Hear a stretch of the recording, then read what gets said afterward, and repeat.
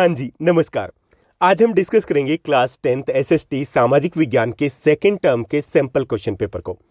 जैसा कि आप सभी को पता है कि 2 दिन पहले ही सीबीएसई ने सैंपल क्वेश्चन पेपर रिलीज़ किए और जितने भी सैंपल क्वेश्चन पेपर रिलीज़ किए गए वो सारे इंग्लिश मीडियम में। तो काफ़ी सारे स्टूडेंट्स की तरफ से ये कमेंट्स आ रहे थे कि सर हिंदी मीडियम में प्रोवाइड करवा दीजिए, जैसा कि आपने फर्स्ट टर्म में प्रोवाइड करवाया था। तो यहाँ पे हम हिंदी मीडियम के स्टूडेंट्स के लिए सैंपल क्वेश्चन पेपर लेकर के आए। और जहाँ तक इंग्लिश मीडियम के स्टूडेंट्स की बात है तो ईजिली अवेलेबल है और उसको भी हम डिटेल में डिस्कस करेंगे कल।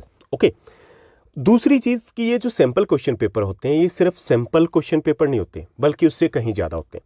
ये ब्लूप्रिंट होता है सीबीएसई की ओर से कि आपका एग्जाम किस टाइप का आने वाला है। वहाँ पे 1 मार्कर क्वेश्चन कितने रहेंगे, 2 मार्कर क्वेश्चन कितने रहेंगे, 5 मार्कर क्वेश्चन कितने रहेंगे, कौन से चैप्टर कौन से टॉपिक के ऊपर ज़्यादा फोकस किया गया है, केस स्टडी बेस्ड क्वेश्चन रहेंगे या फिर नहीं रहेंगे, तो वो कहाँ से लिए गए, तो ये हमें आइडिया लग जाता है। जहाँ जिस टाइप का पैटर्न यहाँ रहेगा एज इट इज़ वैसा ही पैटर्न आपको एनुअल एग्जाम में मिलना होता है। ओके, दूसरा हमें आइडिया लग जाता है यहाँ पर टाइम पीरियड का कि क्या टाइम कंज्यूमिंग है क्वेश्चन पेपर, क्योंकि यहाँ पे अगर टाइम कंज्यूमिंग है इट मीन्स दैट हमें प्रॉपर वे से स्ट्रैटेजी बनानी होगी। तो ये जो टॉपर बच्चे होते हैं यूं ही टॉपर नहीं बनते, वो इन सैंपल क्वेश्चन पेपर के अकॉर्डिंग भी अपनी स्ट्रैटेजी को प्रिपेयर करते हैं, उसी के अकॉर्डिंग फिर आगे की प्रिपरेशन करते हैं, उसी के अकॉर्डिंग वो टॉपिक या चैप्टर हैं या जो क्वेश्चंस हैं उनके ऊपर फोकस करते हैं। तो यहाँ पर हम क्या करेंगे, आपके सबसे पहले तो बात करेंगे ब्लूप्रिंट की कि किस टाइप के क्वेश्चंस आपके आएंगे, 2 मार्कर कितने आएंगे, 3 मार्कर कितने आएंगे, 5 मार्कर क्वेश्चन कितने आएंगे, कहाँ पर आपको इंटरनल चॉइसेस मिलेगी, ताकि थोड़ा सा आप रिलैक्स फील कर पाओ कि यहाँ पे आपको इंटरनल चॉइसेस मिल जाएगी तो थोड़ा सा आप उस चैप्टर में अगर ऊपर नीचे होता है तो चलेगा। ओके, उसकी हम बात करेंगे और बात करेंगे कि उसका लेवल क्या है वो हम समझेंगे और उसके बाद हम जितने भी आपके क्वेश्चन दिए गए हैं सिंपल क्वेश्चन पेपर में उनको हम सॉल्व करेंगे। ओके, ताकि मोटे तौर पे आपको आइडिया लग जाए कि किस टाइप से हमें सॉल्व करना है, किस टाइप के आंसर्स रहने चाहिए। और साथ ही साथ मैं आपके साथ पेज नंबर शेयर करूंगा। ये जो सिंपल क्वेश्चन पेपर में क्वेश्चंस दिए गए ये कहाँ से लिए गए, एनसीईआरटी के कौन से पेज नंबर से लिए गए, तो इससे एक चीज़ और भी क्लियर हो जाएगी कि जितने भी क्वेश्चंस दिए गए उसका एक सिंगल वर्ड भी आपकी एनसीईआरटी की बुक से बाहर नहीं है।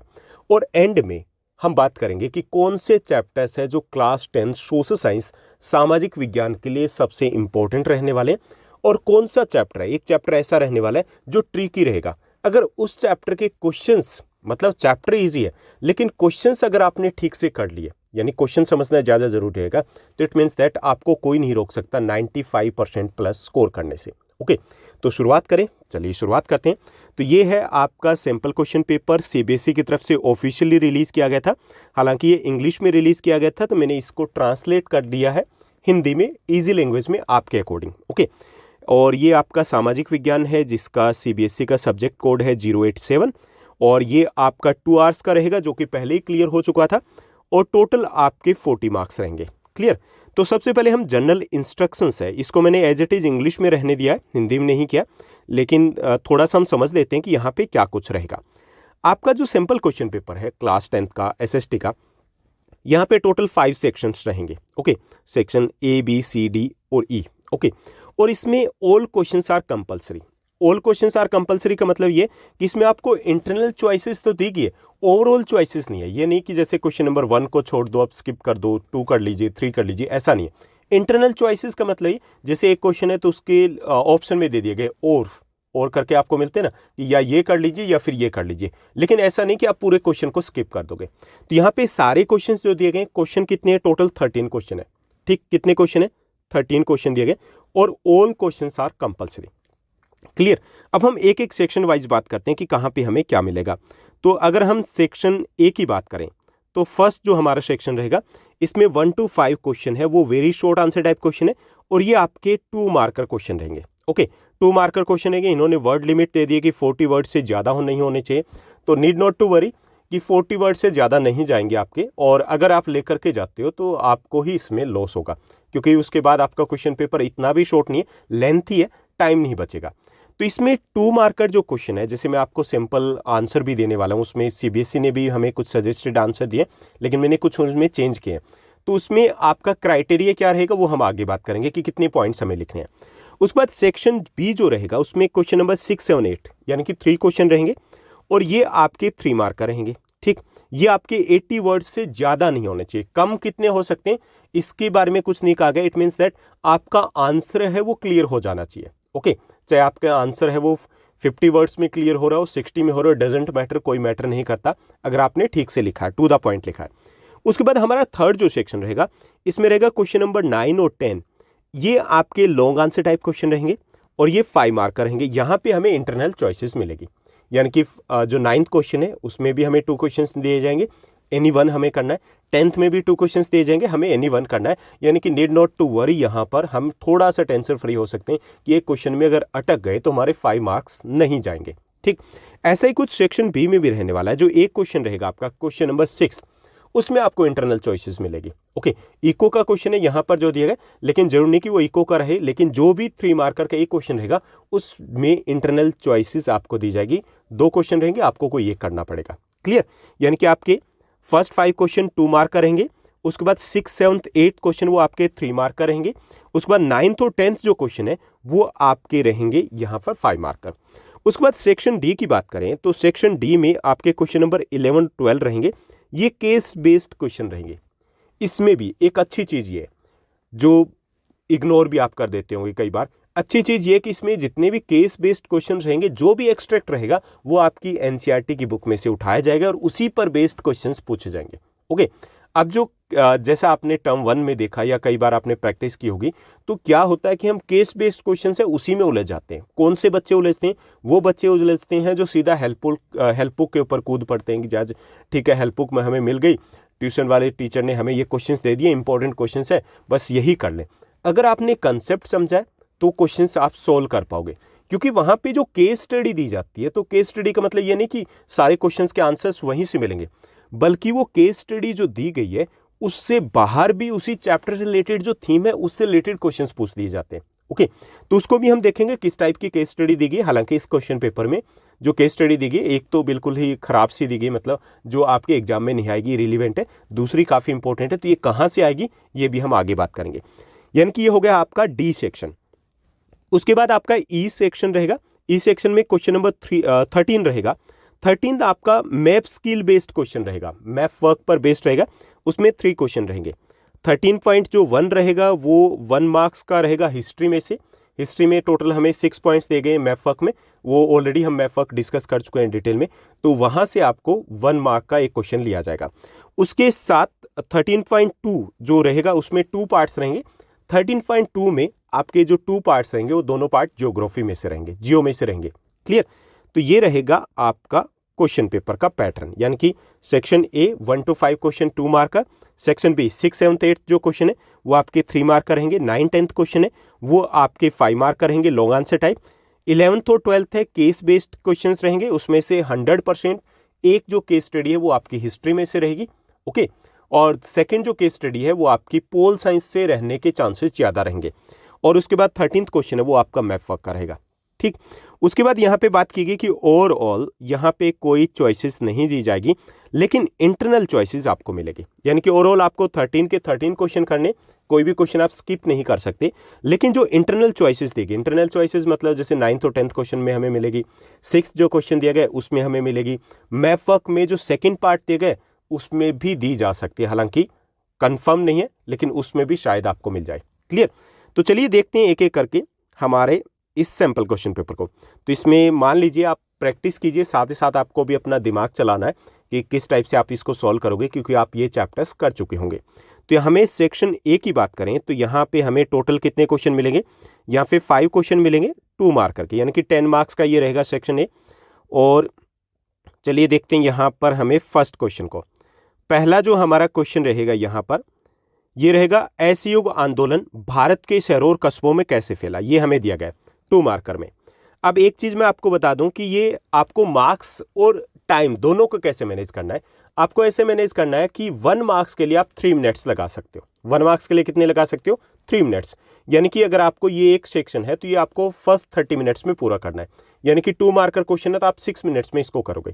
अब 6 मिनट्स काफ़ी ज़्यादा होते हैं वैसे देखा जाए तो, क्योंकि आपको 1 से 1.5 मिनट सोचने के लिए लगेगा और आप 2-3 मिनट में इसको राइट कर सकते हो। तो इसमें कैसे लिखा जाए? पहली चीज़ प्रेफरेंस जो दी जाती है जहां तक सोशल साइंस में, तो वहां पर आपके पॉइंट्स में आंसर होने चाहिए और 2 मार्कर के लिए 3 पॉइंट्स होने चाहिए। हालांकि सीबीएसई ने ये कहा है सैंपल क्वेश्चन पेपर में कि एनी 2 पॉइंट्स आप कर लीजिए, चलेगा काम, लेकिन हमें चलाना नहीं, हमें दौड़ाना है, तो हम एनी 3 पॉइंट्स कर सकते हैं। मैंने काफी सारे पॉइंट्स यहाँ पे दिए कि असहयोग आंदोलन भारत के शहरों और कस्बों में कैसे फैला। तो सबसे पहले यह आंदोलन शहरों में मध्यम वर्ग की भागीदारी के साथ शुरुआत हुआ था। मध्यम वर्ग के जो मिडिल क्लास के लोग थे वो इस आंदोलन में बढ़ चढ़ करके उन्होंने भाग लिया था, क्योंकि वो गांधी जी से काफी ज्यादा प्रभावित थे।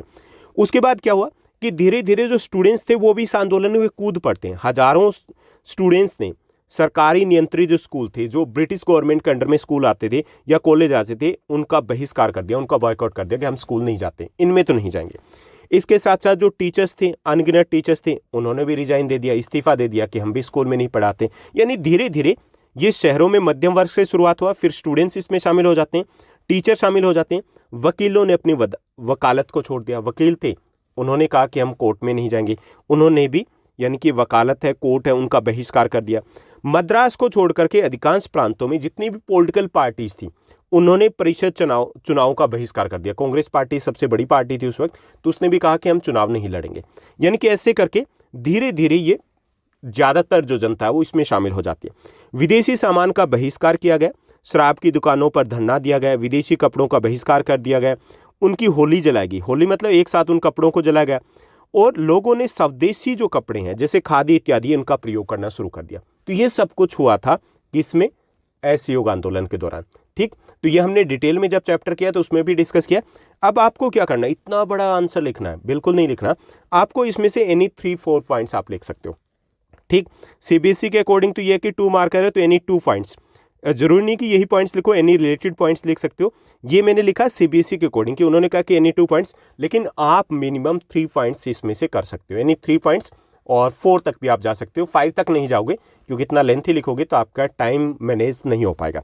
ठीक, ये कहाँ से लिए गए, ये इंग्लिश मीडियम के बुक के अकॉर्डिंग बता रहा हूँ कि आपके हिस्ट्री के जो 2nd चैप्टर है न्यू एडिशन में, भारत में राष्ट्रवाद, उसके पेज नंबर 34 से लिया गया ये क्वेश्चन, वहां पर इसके बारे में बात की गई। ठीक, तो ये होगा आपका पहला प्रश्न कि कैसे असहयोग आंदोलन पूरे भारत में फैल जाता है। अब 2nd क्वेश्चन है जो हमने पिछले दिनों ही डिस्कस किया था वर्कशीट के थ्रू, कि पर्यटन को व्यापार क्यों माना जाता है, ये हमें बताना है, तो ये भी 2 मार्क रहेगा। तो देश में विदेशी पर्यटकों के आगमन से विदेशी मुद्रा की प्राप्ति होती है। पहला लाभ तो ये कि हमें फॉरेन एक्सचेंज मिलता है, फॉरेन करेंसी मिलती है, विदेशी मुद्रा की प्राप्ति होती है हमारे देश को। और लगभग 150 लाख यानी कि 1.5 करोड़ के आसपास लोगों की बात करें तो सीधे तौर पर पर्यटन उद्योग से जुड़े हुए, काम धंधा मिले उन्हें। पर्यटन स्थानीय हस्तशिल्प को भी बढ़ावा देता है, हैंडीक्राफ्ट जो हाथ से बने सामान है वो बिकते हैं ना, जैसे राजस्थान में जाओ आप, गुजरात में जाओ, हिमाचल में जाओ, तो वहाँ का जो हैंडीक्राफ्ट है उसको बढ़ावा मिलता है, तो बिजनेस, उन लोगों का बिजनेस बढ़ता है ना। इससे अंतर्राष्ट्रीय व्यापार को बढ़ावा मिलता है। अंतर्राष्ट्रीय व्यापार को कैसे, जैसे जो दूसरे देशों के लोग यहाँ आते हैं तो कहीं ना कहीं बिजनेस के जो कनेक्शंस होते हैं वो भी मजबूत हो जाते हैं आपस में, उन देशों के साथ। आपस में कई सारे लोग आते हैं जो रिच लोग होते हैं, वो उन देशों के साथ फिर बिजनेस करना भी पसंद करते हैं। ओके, तो ये भी बढ़ावा मिलता है। तो ये इनमें से आप 3 या 4 पॉइंट लिख सकते हो, या अन्य कोई रिलेटेड पॉइंट्स बहुत सारे हैं वो भी लिखे जा सकते हैं, जो नहीं कि आप ऐसे लिखो, ये सजेस्टेड आंसर है। ओके, सीबीएसई के अकॉर्डिंग 2 पॉइंट लिखिए, मेरे अकॉर्डिंग आप मिनिमम 3 पॉइंट्स लिखोगे और 4 मैक्सिमम लिख सकते हो। कहाँ से लिया गया ये क्वेश्चन, ये आपका क्वेश्चन लिया गया आपके ज्योग्राफी में से, भूगोल में से, राष्ट्रीय अर्थव्यवस्था की जीवन रेखा के पेज नंबर 88 से, इंग्लिश मीडियम की जो एनसीईआरटी की बुक है वहां से। ठीक, वहां से आप डिटेल में इस टॉपिक को कवर अप कर सकते हो। उसके बाद 3rd जो क्वेश्चन दिया गया 2 मार्कर में, बहुत आसान सा प्रश्न है कि 1 दलीय और 2 दलीय प्रणाली में अंतर बताइए। ये पोल साइंस से आ गया क्वेश्चन हमारा। ओके, तो 1 दलीय प्रणाली कौन सी होती है कि वे देश जहां केवल एक ही दल को चुनाव लड़ने और सरकार बनाने की अनुमति होती है, यानी कि एक ही दल है, चुनाव लड़ता है, वही चुनाव लड़ता है, वही चुनाव जीतता है, वही चुनाव हारता है। ओके, वह 1 दलीय प्रणाली होती है, यानी कि एक ही दल को चुनाव लड़ने की परमिशन होती है और उसे ही सरकार बनाने की परमिशन होती है, उसे 1 दलीय व्यवस्था कहा जाएगा। एग्जाम्पल हम जरूर देंगे, चीन में केवल कम्युनिस्ट पार्टी को शासन करने की अनुमति है, जैसे चीन है। चाइना में क्या है, एक ही पॉलिटिकल पार्टी, वही चुनाव जीतती है, वही चुनाव हारती है। ओके, तो वो क्या है, हालांकि इसको हम लोकतंत्र नहीं मानते क्योंकि लोगों के पास विकल्प उपलब्ध नहीं होता, लेकिन हमें इतना डिटेल में कहानी नहीं बतानी, हमें सिर्फ इतना ही बताना है कि 1 दलीय प्रणाली क्या है कि वो देश जहां पर केवल एक ही दल को चुनाव लड़ने और सरकार बनाने की अनुमति होती है उसे हम 1 दलीय प्रणाली कहेंगे। उदाहरण के लिए चीन, जरूरी नहीं कि पूरा एग्जाम्पल दो, चीन लिख दोगे काफी रहेगा। अब हमें बताना 2 दलीय प्रणाली कौन सी होती है। दो दलीय प्रणाली वो होती है कि वे देश जहां पर दो मुख्य दल चुनाव लड़ते हैं। ओके, दो मुख्य दल होते हैं, हो सकता है कि दो से ज्यादा दल हो, लेकिन मुख्य दल दो ही होते हैं। दो मुख्य दल चुनाव लड़ते हैं, सरकार बनाते हैं, उसे हम दो दलीय द्विदलीय प्रणाली कहेंगे। ओके, जैसे यूएसए में, यूके में यानी ब्रिटेन में है और संयुक्त राज्य अमेरिका में, तो वहाँ क्या दो दल है। हालांकि एक दो छोटे और भी दल है, लेकिन दो ही दल है, उन्हीं की चांसेस होते हैं और उन्हीं की सरकार बार बार बनती रहती है, तो उसे बोलते हैं द्विदलीय प्रणाली। तो ये कहाँ से लिए गए, ये आपके पोल साइंस के राजनीतिक दल जो चैप्टर है उसके पेज नंबर 77 से लिया गया इंग्लिश मीडियम के। तो हिंदी मीडियम में हो सकता है एक आध पेज आगे पीछे हो, लेकिन मिल जाएगा आपको। तो ये हमारा थर्ड क्वेश्चन है, आसान सा रहेगा। उसके बाद जो फोर्थ क्वेश्चन आपके सैंपल क्वेश्चन पेपर में दिया गया, ये भी 2 मार्क का रहेगा कि भारतीय रिजर्व बैंक की भूमिका का उल्लेख कीजिए। ओके, भूमिका को उल्लेख कीजिए मतलब बताना है कि उसका काम क्या है, कार्य ही बताने ना। क्वेश्चन समझना सबसे इंपॉर्टेंट होता है। जो बच्चे 85 पे अटक जाते हैं, 100 पे नहीं जाते, तो कहाँ गड़बड़ करते हैं। उनका एक क्वेश्चन तो ऐसा वाला होता है जहाँ क्वेश्चन को ही नहीं समझ पाते कि पूछा क्या गया। तो यहाँ पे इन्होंने पूछा है कि आरबीआई है, उसके कार्य हमें बताने। तो भारत में आरबीआई, भारतीय रिजर्व बैंक है, वो केंद्र सरकार की ओर से करेंसी नोट जारी करता है। आप करेंसी नोट निकाल के देखिए पर्स में से, क्या लिखा है, रिजर्व बैंक ऑफ इंडिया लिखा है ना, सबके ऊपर लिखा हुआ है। तो ये करेंसी नोट जारी करता है। दूसरा इसका कार्य कि आरबीआई ऋण के औपचारिक स्रोतों के कामकाज की निगरानी करता है। औपचारिक स्रोत में क्या आते हैं, औपचारिक स्रोत में मेनली तो आपके बैंक आ गए, ओके, कोऑपरेटिव सोसाइटीज आ गई, तो उनके काम की निगरानी करता है कि क्या वो ठीक से लोन तो दे रहे हैं, ठीक से काम तो करें, गड़बड़ तो नहीं करें, वो इसका काम है। तीसरा काम है आरबीआई बैंकों के लिए नियम तय करता है कि कैसे लोन दिया जाना है, कितना कैश रखना है, तो वो नियम कौन तय करता है बैंकों के लिए, आरबीआई तय करता है। चौथा इसका कार्य होता है आरबीआई आवश्यकता पड़ने पर बैंकों को ऋण भी प्रदान करता है, इसलिए इसे हम बैंकों का बैंक भी कहते हैं। ओके, तो ये चौथा कार्य है। और कोई रिलेटेड पॉइंट्स भी लिख सकते हो। आपको एनी 2 के लिए सीबीएसई ने बोला है, मैंने एनी 3 के लिए बोला है, मैक्सिमम 4 तक जा सकते हो। कहाँ से लिए गए, ये आपके इकोनॉमिक्स के जो चैप्टर है मुद्रा और साख, तीसरा चैप्टर है, उसके पेज नंबर 40 और 41 पे इसी टॉपिक की बात की गई, तो वहाँ पे सर्च कर लीजिएगा। ओके, डिटेल में देख सकते हो इस टॉपिक को। उसके बाद 5वें प्रश्न की बात करते हैं। 5वां जो 5th आपका क्वेश्चन दिया गया कि नीचे दी गई तालिका में दिए गए आंकड़ों को पढ़िए और प्रश्नों के उत्तर दीजिए। ठीक, ये एक चीज ध्यान रखिए कि जब आपका क्वेश्चन पेपर बनेगा तो उसमें यही क्वेश्चन पेपर उनको दिया जाएगा जो क्वेश्चन पेपर तैयार करेंगे, टीचर्स ही तैयार करेंगे। ओके, तो उसमें यहां पे जब एक इस टाइप का क्वेश्चन दे दिएगा तो एक क्वेश्चन आपके एग्जाम में 100% ऐसा रहेगा जिसमें कुछ डेटा दिए जाएंगे, लेटेस्ट दिए जा सकते हैं, आपको उसको एनालाइज करना है। ओके, तो यहाँ पे डेटा दिए गए, ज़्यादा कुछ नहीं दिया गया। क्वेश्चन जो दिए गए वो कुछ हटके हैं। यहाँ पे दिया गया कि भारत में तैयार इस्पात का कुल उत्पादन दिया गया। ठीक, ये वर्ष दिए गए, जैसे 2015-16 में 106 मिलियन टन में उत्पादन हुआ था, 16-17 में 120 मिलियन टन हुआ था, फिर 17-18 में 126 मिलियन टन हुआ था, 18-19 में 101 मिलियन टन, 19-20 में 102 मिलियन टन। अब देखिए कि अब पिछले कुछ वर्षों से उत्पादन कम हुआ है। ओके, उत्पादन कम हुआ ना, तो अब इसी से रिलेटेड कुछ क्वेश्चंस हमारे रहेंगे। ओके, 2 मार्कर है तो 2 ही क्वेश्चन रहेंगे और 1 मार्कर के अकॉर्डिंग हमें आंसर देना है। तो पहला जो 5.1 जो हमारा क्वेश्चन दिया गया, ये दिया गया कि 2015-16 और 19-20 के आंकड़ों की तुलना करें और 19-20 में स्टील के उत्पादन में कमी के लिए कोई एक कारण बताना है। तो तुलना किया तो क्या देखा हमने, उत्पादन कम हुआ है, तो कारण बताना है। तो उत्पादन में कारण जो है, जैसे हमने चैप्टर के साथ डिस्कस किया हुआ है, चैप्टर ऑलरेडी मैं आपको करवा चुका हूँ पार्ट्स में और सिंगल वीडियो आ जाएगा जल्दी। तो उसमें हमने क्या समझा, उसमें हमने ये समझा कि कई सारी समस्याएं हैं लोहा इस्पात उद्योग की। तो उसमें एक है उच्च लागत, कि अपने यहाँ पे जैसे श्रमिकों की उत्पादकता कम है, कोकिंग कोयल, जो कोकिंग कोल की बात करें तो वो ईजिली अवेलेबल नहीं है, बाहर से मंगवाना पड़ता है, तो लागत ज़्यादा है, तकनीक हमारी अच्छी नहीं है, तो उच्च लागत के कारण मुनाफा नहीं है, इसलिए उत्पादन थोड़ा कम हो गया, डिमांड कम हो गया, एक्सपोर्ट करना ज़्यादा आसान है। दूसरे है कि कोकिंग कोल की सीमित उपलब्धता भी रही है, तो ये भी जब बाहर से अगर नहीं आ पाता तो उस वर्ष में उत्पादन कई बार नीचे चला जाता है, सारी यूनिटें वो ठीक से काम नहीं कर पाती। एक कारण ये भी है भारत में कम उत्पादकता का, श्रमिकों की कम उत्पादकता, कि हमारे यहाँ पे श्रमिक है उनकी उत्पादकता अगर हम जापान से तुलना करें, वहाँ के एक श्रमिक हमारे 4 श्रमिक एक बराबर है, ये समस्या है। ऊर्जा की अनियमित आपूर्ति, ये एक समस्या है। इसके साथ साथ एक और जो करंट का, ये सीबीएसई के सजेस्टेड आंसर है, मैं नहीं दे रहा। ओके, उन्होंने ये दिया।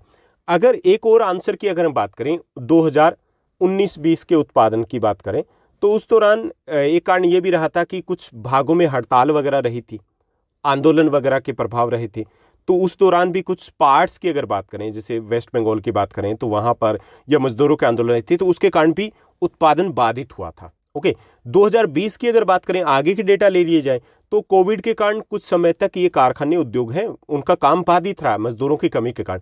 तो ये भी कारण आप यहाँ पर लिख सकते हो। तो 1 मार्कर है, तो 1 रीजन है वो इनफ रहेगा। आप अगर सेफ्टी की साइड जाओ तो सेफ साइड खेलना चाहो तो आप 2 रीजन यहाँ पर मेंशन कर सकते हो। ओके, इसके कारण उत्पादन में कमी रही है। तो उसके बाद आगे की बात की जाए, सेकंड जो हमें क्वेश्चन दिया गया, दूसरा हमारा प्रश्न है 5.2, यानी कि इसी के बेस पर हमारा क्वेश्चन रहेगा कि स्टील के उत्पादन और खपत को एक देश के विकास का सूचकांक क्यों माना जाता है। हमने जब चैप्टर डिस्कस किया तो हमने बात की है कि इसे रीढ़ की हड्डी कहा जाता है किसी भी देश के आर्थिक विकास की। ओके, और देश का आर्थिक विकास आजकल मापा भी इसी से जाता है, जहां जितना स्टील का खपत होगी मतलब उतना ही देश है वो अच्छी उन्नति कर रहा है। ओके, क्या कारण ये हमें बताना है। तो इस्पात उत्पादों का उपयोग विभिन्न उद्योगों में कच्चे माल के तौर पर किया जाता है। मतलब जितनी खपत होगी इसका मतलब उद्योग उतना ही तेजी से दौड़ रहे हैं। ओके, पहली चीज ये। दूसरे ये देश के आर्थिक विकास की रीढ़ की हड्डी, अगर लोहा इस्पात का ज्यादा खपत हो रहा है इसका मतलब आर्थिक विकास तेजी से हो रहा है, नहीं खपत हो रही इसका मतलब आर्थिक विकास हमारा रुका हुआ है कहीं ना कहीं। तीसरा, यह देश के विकास को सुनिश्चित करने के लिए आधार प्रदान करना है, चाहे वो रेलवे की बात हो, चाहे वो ब्रिज की बात हो, चाहे वो बिल्डिंग की बात हो, ये बनेंगे तो हमें इस्पात चाहिए। ओके, लोहा चाहिए, इस्पात चाहिए। तो जितना ज़्यादा इस्पात स्टील का प्रयोग हो इसका मतलब देश का विकास तेजी से हो रहा है। तो ये आप मेंशन कर सकते हो कि क्यों इसको माना जाता है कि ये देश के आर्थिक विकास का आधार होता है, ये देश के आर्थिक विकास की रीढ़ की हड्डी होती है, ये उद्योगों में कच्चे माल के तौर पे प्रयोग किया जाता है, तो इसलिए इसे सबसे महत्वपूर्ण माना जाता है देश के आर्थिक विकास के लिए, और इसीलिए इसे देश के आर्थिक विकास का सूचकांक माना जाता है। इसके अलावा भी रिलेटेड पॉइंट्स और भी बन सकते, तो उनमें से भी कोई आप 2 पॉइंट, एनी 2 पॉइंट्स यहाँ पर मेंशन कर सकते हो। मैक्सिमम 1 पॉइंट से भी अगर ठीक से लिखते हो तो उससे भी काम चलेगा, क्योंकि ये 1 मार्कर क्वेश्चन है। तो ये था 5th जो क्वेश्चन था, उसमें हमें एक डेटा दिया गया और उसी पर बेस्ड हमें 5.1 और 5.2 क्वेश्चन दिए गए। कहाँ से लिए गए? ये आपके ज्योग्राफी के विनिर्माण जो चैप्टर है उसके पेज नंबर 69 से लिया गया है, एनसीईआरटी इंग्लिश मीडियम बुक से। ओके, उसके बाद 6th क्वेश्चन की बात करते हैं। तो ये हमारे फर्स्ट 5 क्वेश्चन हो गए, 2 मार्कर क्वेश्चन है, तो हम 3 पॉइंट्स के साथ चलेंगे और पहले आधे घंटे में हमें ये क्वेश्चन सॉल्व करने हैं। क्लियर? क्योंकि इसमें आपको पहले रीडिंग टाइम मिलेगा, तो उसमें आप मेंटली तौर पे प्रिपेयर हो सकते हो, सोच भी लोगे कि इनके आंसर आपको किस तरीके से देने हैं। उसके बाद 6th क्वेश्चन की तरफ चलेंगे और ये हमारा सेक्शन बी स्टार्ट हो जाएगा, यानी कि यहाँ पे रहेंगे हमारे 3 marker question. Okay, 3 marker question रहेंगे, 9 मार्क्स का रहेगा हमारा ये सेक्शन बी। यहाँ पे 6th क्वेश्चन देखिए, 6th जो हमें क्वेश्चन दिया गया ये हमारा इकोनॉमिक्स का क्वेश्चन है कि अधिकांश ग्रामीण परिवार है अभी भी ऋण के औपचारिक स्रोत पर निर्भर क्यों है। ओके, अधिकांश ग्रामीण परिवार अभी भी ऋण के अनौपचारिक स्रोत के ऊपर निर्भर क्यों है, ये मैं बताना। एक चीज़ और मैं बता दूं, बीच में मेरे माइंड में आ रही थी, बाद में भूल जाऊंगा, कि जितने भी क्वेश्चंस आपके 3 मार्कर आएंगे या 5 मार्कर आएंगे, 2 मार्कर आएंगे, 95% क्वेश्चंस मैं आपको पहले से बता दूंगा ये इन्हीं क्वेश्चंस में से आना है, क्योंकि क्वेश्चंस लिमिटेड ही दिए जाने यहाँ पर। तो जो ऐसा तो नहीं हो सकता कि कुछ इंपॉर्टेंट या लास्ट 10 ईयर्स में आते रहें तो उनको ये इग्नोर कर पाएंगे, लैंग्वेज चेंज हो सकती है, तो वो भी मैं आपको जल्दी दे दूंगा विद इन 10 to 15 डेज में। ओके, तो इस क्वेश्चन की बात करें, अधिकांश ग्रामीण परिवार अभी भी ऋण के अनौपचारिक स्रोत पर निर्भर क्यों है। अब देखिए, ऋण 2 जगह से लिया जा सकता है, ऋण मतलब लोन। ओके, एक तो औपचारिक स्रोत है जैसे बैंक, कोऑपरेटिव सोसाइटी से लिया जा सकता है। दूसरा अनौपचारिक स्रोत होते हैं जैसे आपके मित्र, बंधु, सखा, रिश्तेदार हो गए, पड़ोसी हो गए, आड़ती हो गए, दुकानदार हो गए, व्यापारी हो गए, वो अनौपचारिक स्रोत है। अब अनौपचारिक स्रोत और औपचारिक में बड़ा डिफरेंस क्या है कि बैंक से अगर लोन लें तो ब्याज दर कम होती है, जबकि वहां से लें तो ब्याज दर है बहुत ज्यादा होती है। ओके, लेकिन फिर भी ज्यादातर जो निर्धन परिवार वो अनौपचारिक स्रोत से ऋण लेते हैं, क्यों? ओके, बहुत इंपॉर्टेंट क्वेश्चन बनता है ये। तो ये क्या कारण है? पहला तो ये कि ग्रामीण क्षेत्रों में बैंकों की सीमित उपलब्धता है, अभी हालांकि बड़े हैं, कुछ राज्यों में बढ़े हैं, लेकिन अगर हम कुछ राज्यों की बात करें, बिहार की बात करें, पूर्वोत्तर भारत की बात करें, अगर हम बात करें उड़ीसा वगैरह की, तो वहाँ पर अभी भी बैंक बहुत कम है। तो बैंक उपलब्ध नहीं है, हर जगह पे उपलब्ध नहीं है, तो इसलिए ज़्यादातर लोग ऋण के लिए अनौपचारिक क्षेत्रों की तरफ देखते हैं। दूसरा है कि ग्रामीण क्षेत्रों में लोगों को कागजी कार्रवाई के संबंध में समस्या का सामना करना पड़ता है, साक्षरता दर है नहीं इतनी अधिक। अगर साक्षरता दर की बात करें, मतलब अगर पढ़े लिखे तो कोई 5 पढ़ा है, कोई 7 पढ़ा है, तो वहाँ पर कागजी कार्रवाई इसमें बहुत ज़्यादा होती है, कई चक्कर लगाने होते हैं, तो लोग इस झंझट से बचने के लिए भी अनौपचारिक क्षेत्र से ऋण लेना पसंद करते हैं। तीसरा, अधिकांश निर्धन लोगों के पास समर्थक ऋण आधार उपलब्ध नहीं होता। अब ये क्या चीज है, गारंटी के तौर पे हमें कुछ जमा करवाना होता है। आप बैंक से लोन ले सकते हो जमीन के बेस पर, प्लॉट के बेस पर, गाड़ी के बेस पर, आप अगर ज्वेलरी है, गोल्ड है, उसके बेस पर आप ले सकते हो। आप गवर्नमेंट सर्विस में हो तो वहाँ उस बेस पर आपको लोन मिल जाएगा। लेकिन ज़्यादातर जो निर्धन लोग हैं उनके पास ऐसे कुछ डॉक्यूमेंट्स ही नहीं होते, प्रॉपर्टी नहीं होती जिसके बेस पे वो लोन ले पाए, इसलिए भी वो मजबूर होते हैं कि वो अनौपचारिक क्षेत्र से लोन लेते हैं। चौथा कारण है कि ग्रामीण लोगों को अनौपचारिक माध्यम से अमीर लोगों से, अमीर परिवारों से ऋण आसान तरीके से मिल जाता है। ब्याज दर हालांकि ज़्यादा होती है, लेकिन उन्हें लगता है कि कौन चक्कर काटेगा, मिलेगा कि नहीं मिलेगा, इतनी सारी दिक्कत कि तुरंत चाहिए हमें, तुरंत कहाँ से जाके आएंगे, ब्याज ज़्यादा लगेगा, वहाँ से ले लेंगे। तो वहाँ जल्दी मिल जाता, आसानी से मिल जाता। बैंकों से क्या होता है, ऋण में लेने में समय लगता है। तो ये भी एक कारण है। एक और चीज़ भी होती है कि बैंकों से अगर आपने लोन लिया है तो आपको दूसरा लोन तब मिलेगा जब आपने पहला लोन लौटा दिया। वहाँ पे ऐसा कोई इश्यू नहीं, आपने 5,000 पकड़ रखे हैं, दूसरी बार भी ले लीजिए, दे देंगे अगर आप पहले से आपका व्यवहार अच्छा रहा है तो। ओके, तो यहाँ पर हमें 3 मार्कर क्वेश्चन है, तो हम मिनिमम 3 पॉइंट्स रहेंगे और आप 4 पॉइंट्स के साथ जा सकते हो। ठीक, 3 to 4 पॉइंट्स के आसपास रहेंगे। अगर 3 पॉइंट्स ठीक से लिखें तो 3 पॉइंट्स पे आपके 3 मार्कर के लिए काफ़ी रहेंगे। अदरवाइज आप 4 पॉइंट्स के साथ जाओगे तो सीबीएसई के अकॉर्डिंग कोई 3 पॉइंट्स लिखने हैं, लेकिन मेरे अकॉर्डिंग आप 4 पॉइंट्स के साथ जाओगे। ओके, कहाँ से लिया गया ये क्वेश्चन, ये आपके इकोनॉमिक्स के 3rd चैप्टर मुद्रा और साख से लिया गया, पेज नंबर 50 पर इसकी बात की गई है। यानी कि औपचारिक और अनौपचारिक स्रोतों की जहाँ पर बात की गई वहीं से ये क्वेश्चन लिया गया। उसके बाद अगले प्रश्न को देखिए, यानी जो छठा प्रश्न है, जैसे मैंने ऊपर बताया था कि इसमें आपको इंटरनल चॉइसेस दी गई है, लेकिन जो इंटरनल चॉइसेस मिलेगी वो उसी चैप्टर का ही क्वेश्चन रहेगा। ओके, जैसा कि यहाँ पर दिया गया कि उसी चैप्टर में से हमें एक और क्वेश्चन दे दिया गया कि स्वयं सहायता समूह कर्जदारों की समर्थक ऋण आधार की कमी की समस्या को दूर करने में कैसे मदद करते हैं, समझाइए। ओके, यानी कि स्वयं सहायता समूह है वो हमें पता होना चाहिए। अब हमें बताना है कि वो समर्थक ऋण आधार, अभी बात की ना गारंटी के तौर पे कुछ जमा करवाना होता है, उससे समर्थक ऋण आधार बोलते हैं। इंग्लिश में अगर हम कहीं कोलेटरल्स उसको बोलेंगे, तो कोलेटरल्स नहीं होता, बड़ी समस्या होती है। अब उस समस्या का हल है वो सेल्फ हेल्प ग्रुप करते हैं। कैसे करते हैं हमें समझाना है। ये क्या है, पहले स्वयं सहायता समूह 15 से 20 व्यक्तियों का एक समूह होता है। इसमें सभी सदस्य मिलकर कोई कार्य करते हैं और सामूहिक बचत करते हैं। बचत कितनी, 10 रुपये, 100 रुपये, 50 रुपये, कितनी भी पर डे हो सकती है, मंथली कितनी भी हो सकती है, डिपेंड करेगा उतनी कैसा वो काम धंधा करें। ठीक, ये समूह अपने सदस्यों को कम ब्याज पर ऋण भी देते हैं, यानी कि जब जरूरत हो तो फिर जो सेविंग करें उसमें से अपने सदस्यों को ब्याज तो लेते हैं लेकिन कम ब्याज पर ऋण देते हैं, यानी कि बैंक जितना ब्याज देते हैं। अब देखिए, बिना समर्थक ऋण आधार के लोन मिल गया ना, 20 व्यक्ति काम करें, एक घर में बेटी की शादी है, लोन मिल गया, वहां से 50,000 रुपये ये दे देंगे ना, तो एक यहां से समस्या दूर हो गई। दूसरा ये कि अगर कुछ समय तक लगातार बचत करने के बाद बैंक बिना समर्थक ऋण आधार के ऋण दे देता है। दूसरा ये कि अगर ये लगातार सेविंग करे, लगातार कितने दिनों तक, लगभग 2-3 वर्षों तक अगर इनकी सेविंग कंटिन्यूस हो ना, तो बैंक बिना समर्थक ऋण आधार के इसी सेल्फ हेल्प ग्रुप के नाम से भी लोन दे देता है। तो यहां से भी समस्या खत्म हो जाती है। तो हमें पहले बताना पड़ेगा कि ये क्या चीज है, सेविंग कैसे करेंगे, तब ये पूरा हमारा कंसेप्ट है, क्वेश्चन है वो क्लियर होगा। ओके, कहां से लिया गया क्वेश्चन, ये भी आपके इकोनॉमिक्स के 3rd चैप्टर मुद्रा और साख से लिया गया, पेज नंबर 51 पे, यानी कि जो लास्ट टॉपिक है उस चैप्टर का, वहां से ही इस क्वेश्चन को उठाया गया। तो ये आपका 6th क्वेश्चन रहेगा, जिसमें आपके पास इंटरनल चॉइसेस रहेगी, एनी 1 क्वेश्चन करना है एनी 2 में से। क्लियर। एक और चीज आपको थोड़ा सा मैं बता दूं कि मान लीजिए आपने क्वेश्चन स्टार्ट कर लिया, क्वेश्चन नंबर 6 का पहला पार्ट, ठीक, आपने स्टार्ट कर लिया और जब आपने 2 पॉइंट्स लेके 3rd पॉइंट में आकर के अटक गए, तो क्या करोगे कि वहाँ तो लॉस हो गया। तो आप जैसे बताया गया होगा टीचर्स ने कि आप ओवर अटेम्प्ट लिखते हो, क्या लिखते हो, OA बड़ा सा, ठीक, उस क्वेश्चन के ऊपर कटिंग वगैरह नहीं करनी, ओवर अटेम्प्ट कीजिए, लिखिए, उसके बाद आप नेक्स्ट क्वेश्चन दोबारा कर सकते हो। ठीक, ऐसा आप कर सकते हो। अगर कई बार कुछ स्टूडेंट्स की प्रॉब्लम आती है कि पहले तो ईजी लगा लेकिन 3rd पॉइंट वो अटक गए, स्किप हो गया, याद ही नहीं आ रहा, अच्छा बन ही नहीं रहा।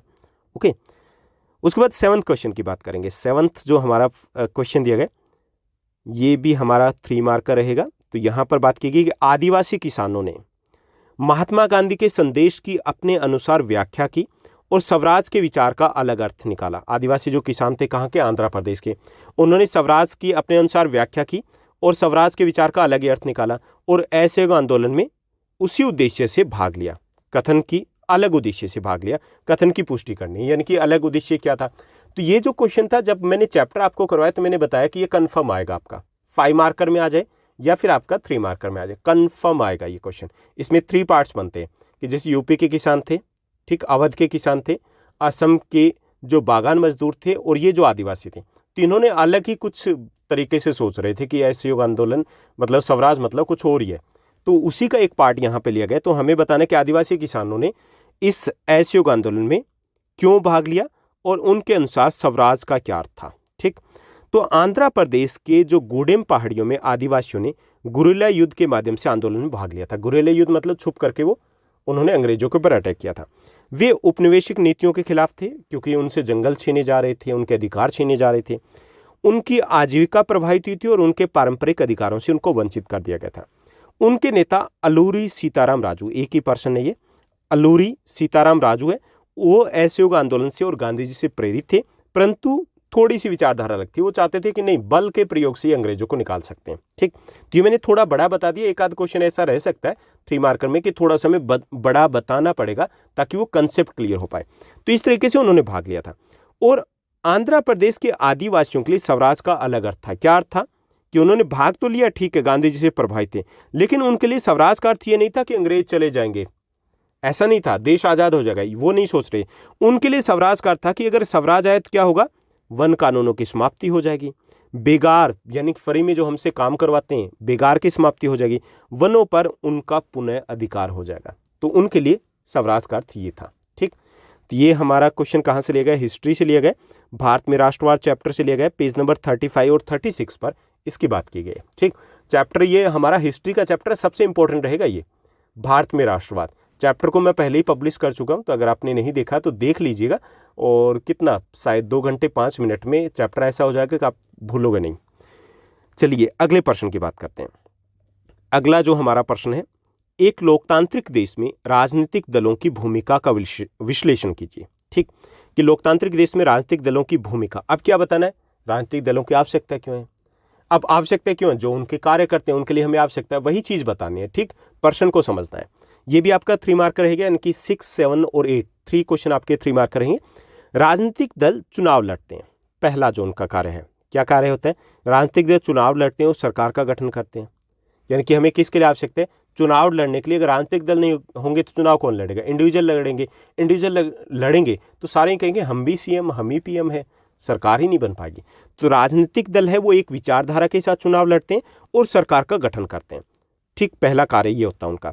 दूसरा है कि देश के लिए नीतियां बनाने में पार्टियां निर्णायक भूमिका निभाती है, यानी कि दूसरा जो उनका कार्य क्या होता है कि वो नीतियां बनाती है। जब चुनाव होते हैं तो वो अपना घोषणा पत्र लेकर के आते हैं ना, हम ये करेंगे हम वो करेंगे, फिर उसी के अनुसार वो सरकार चलाते हैं। तो वो देश के लिए नीतियां कौन बनाते हैं, राजनीतिक दल बनाते हैं, सरकार आएगी तो उन्हें चलाना ना।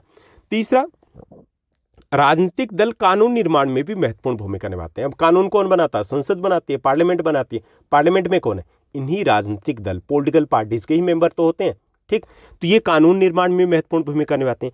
चौथा जो इनका कार्य है, महत्व है, वो ये कि चुनाव हारने वाले जो राजनीतिक दल होते हैं वो विपक्ष की भूमिका निभाते हैं। विपक्ष भी बहुत इंपॉर्टेंट होता है डेमोक्रेसी में, लोकतंत्र में। विपक्ष मतलब जैसे अब बात की जाए दिल्ली में तो बीजेपी विपक्षी पार्टी है, ठीक।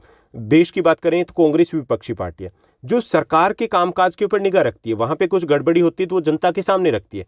सरकार भी उन्हीं के अकॉर्डिंग एक तरीके से डर करके काम करते हैं, कहीं कुछ गड़बड़ ना हो जाए, मुद्दे उछल ना जाए, ओके। तो विपक्ष की भूमिका भी कौन निभाते हैं, यही राजनीतिक दल निभाते हैं। ये जनमत का निर्माण करते हैं। जनमत का मतलब कि आम जनता के बीच में ये मुद्दों को लेकर के जाते हैं, चाहे वो पॉजिटिव हो या नेगेटिव मुद्दे लेकर के जाते हैं, और लोगों की जो राय बनाते हैं, सोच तय करते हैं कि किस तरीके से अगले दिनों में चुनाव को लेकर के कि लोग किस विचार के साथ जाएं। तो जनमत निर्माण में किसका योगदान होता है, पॉलिटिकल पार्टीज का। यही तो जनता को अवेयर करते हैं ना ऐसे पॉलिटिकल मुद्दों को लेकर के। इसके साथ साथ राजनीतिक दल सरकार और लोगों के बीच कड़ी का कार्य करते हैं। अब जो लोग हैं, हमारी सीधी गवर्नमेंट तक पहुंच नहीं होती, लेकिन पॉलिटिकल पार्टीज के जो छुटपैये नेता हर गली मोहल्ले में मिल जाएंगे, हम उनको पकड़ते हैं, उनके थ्रू अपने कोई भी कार्य होते हैं तो वहां सरकार तक पहुंचते हैं। तो ये कड़ी का कार्य भी राजनीतिक दल करते हैं, ठीक। 3 मार्क है, ज्यादा हो गए तो इसमें से आप 4 पॉइंट्स कर सकते हो। यहाँ सीबीएसई ने 3 पॉइंट्स का कहा है, आप 4 पॉइंट्स से नहीं बता सकते हो, ओके, कि कौन से 4 कार्य हैं जिनके लिए हमें राजनीतिक दलों की, पॉलिटिकल पार्टीज की नीड होती है। कहाँ से लिया गया, ये आपके पोल साइंस के जो आपका चैप्टर है राजनीतिक दल, उससे लिया गया 6th चैप्टर आपका, पेज नंबर 74 से क्वेश्चन लिया गया, ठीक। यानी कि राजनीतिक दलों के कार्य क्या है या उनका महत्व क्या है। तो ये था हमारा सेकंड सेक्शन, जिसमें आपके 3 मार्कर क्वेश्चन रहेंगे। 9 मार्क्स का ये सेक्शन रहेगा।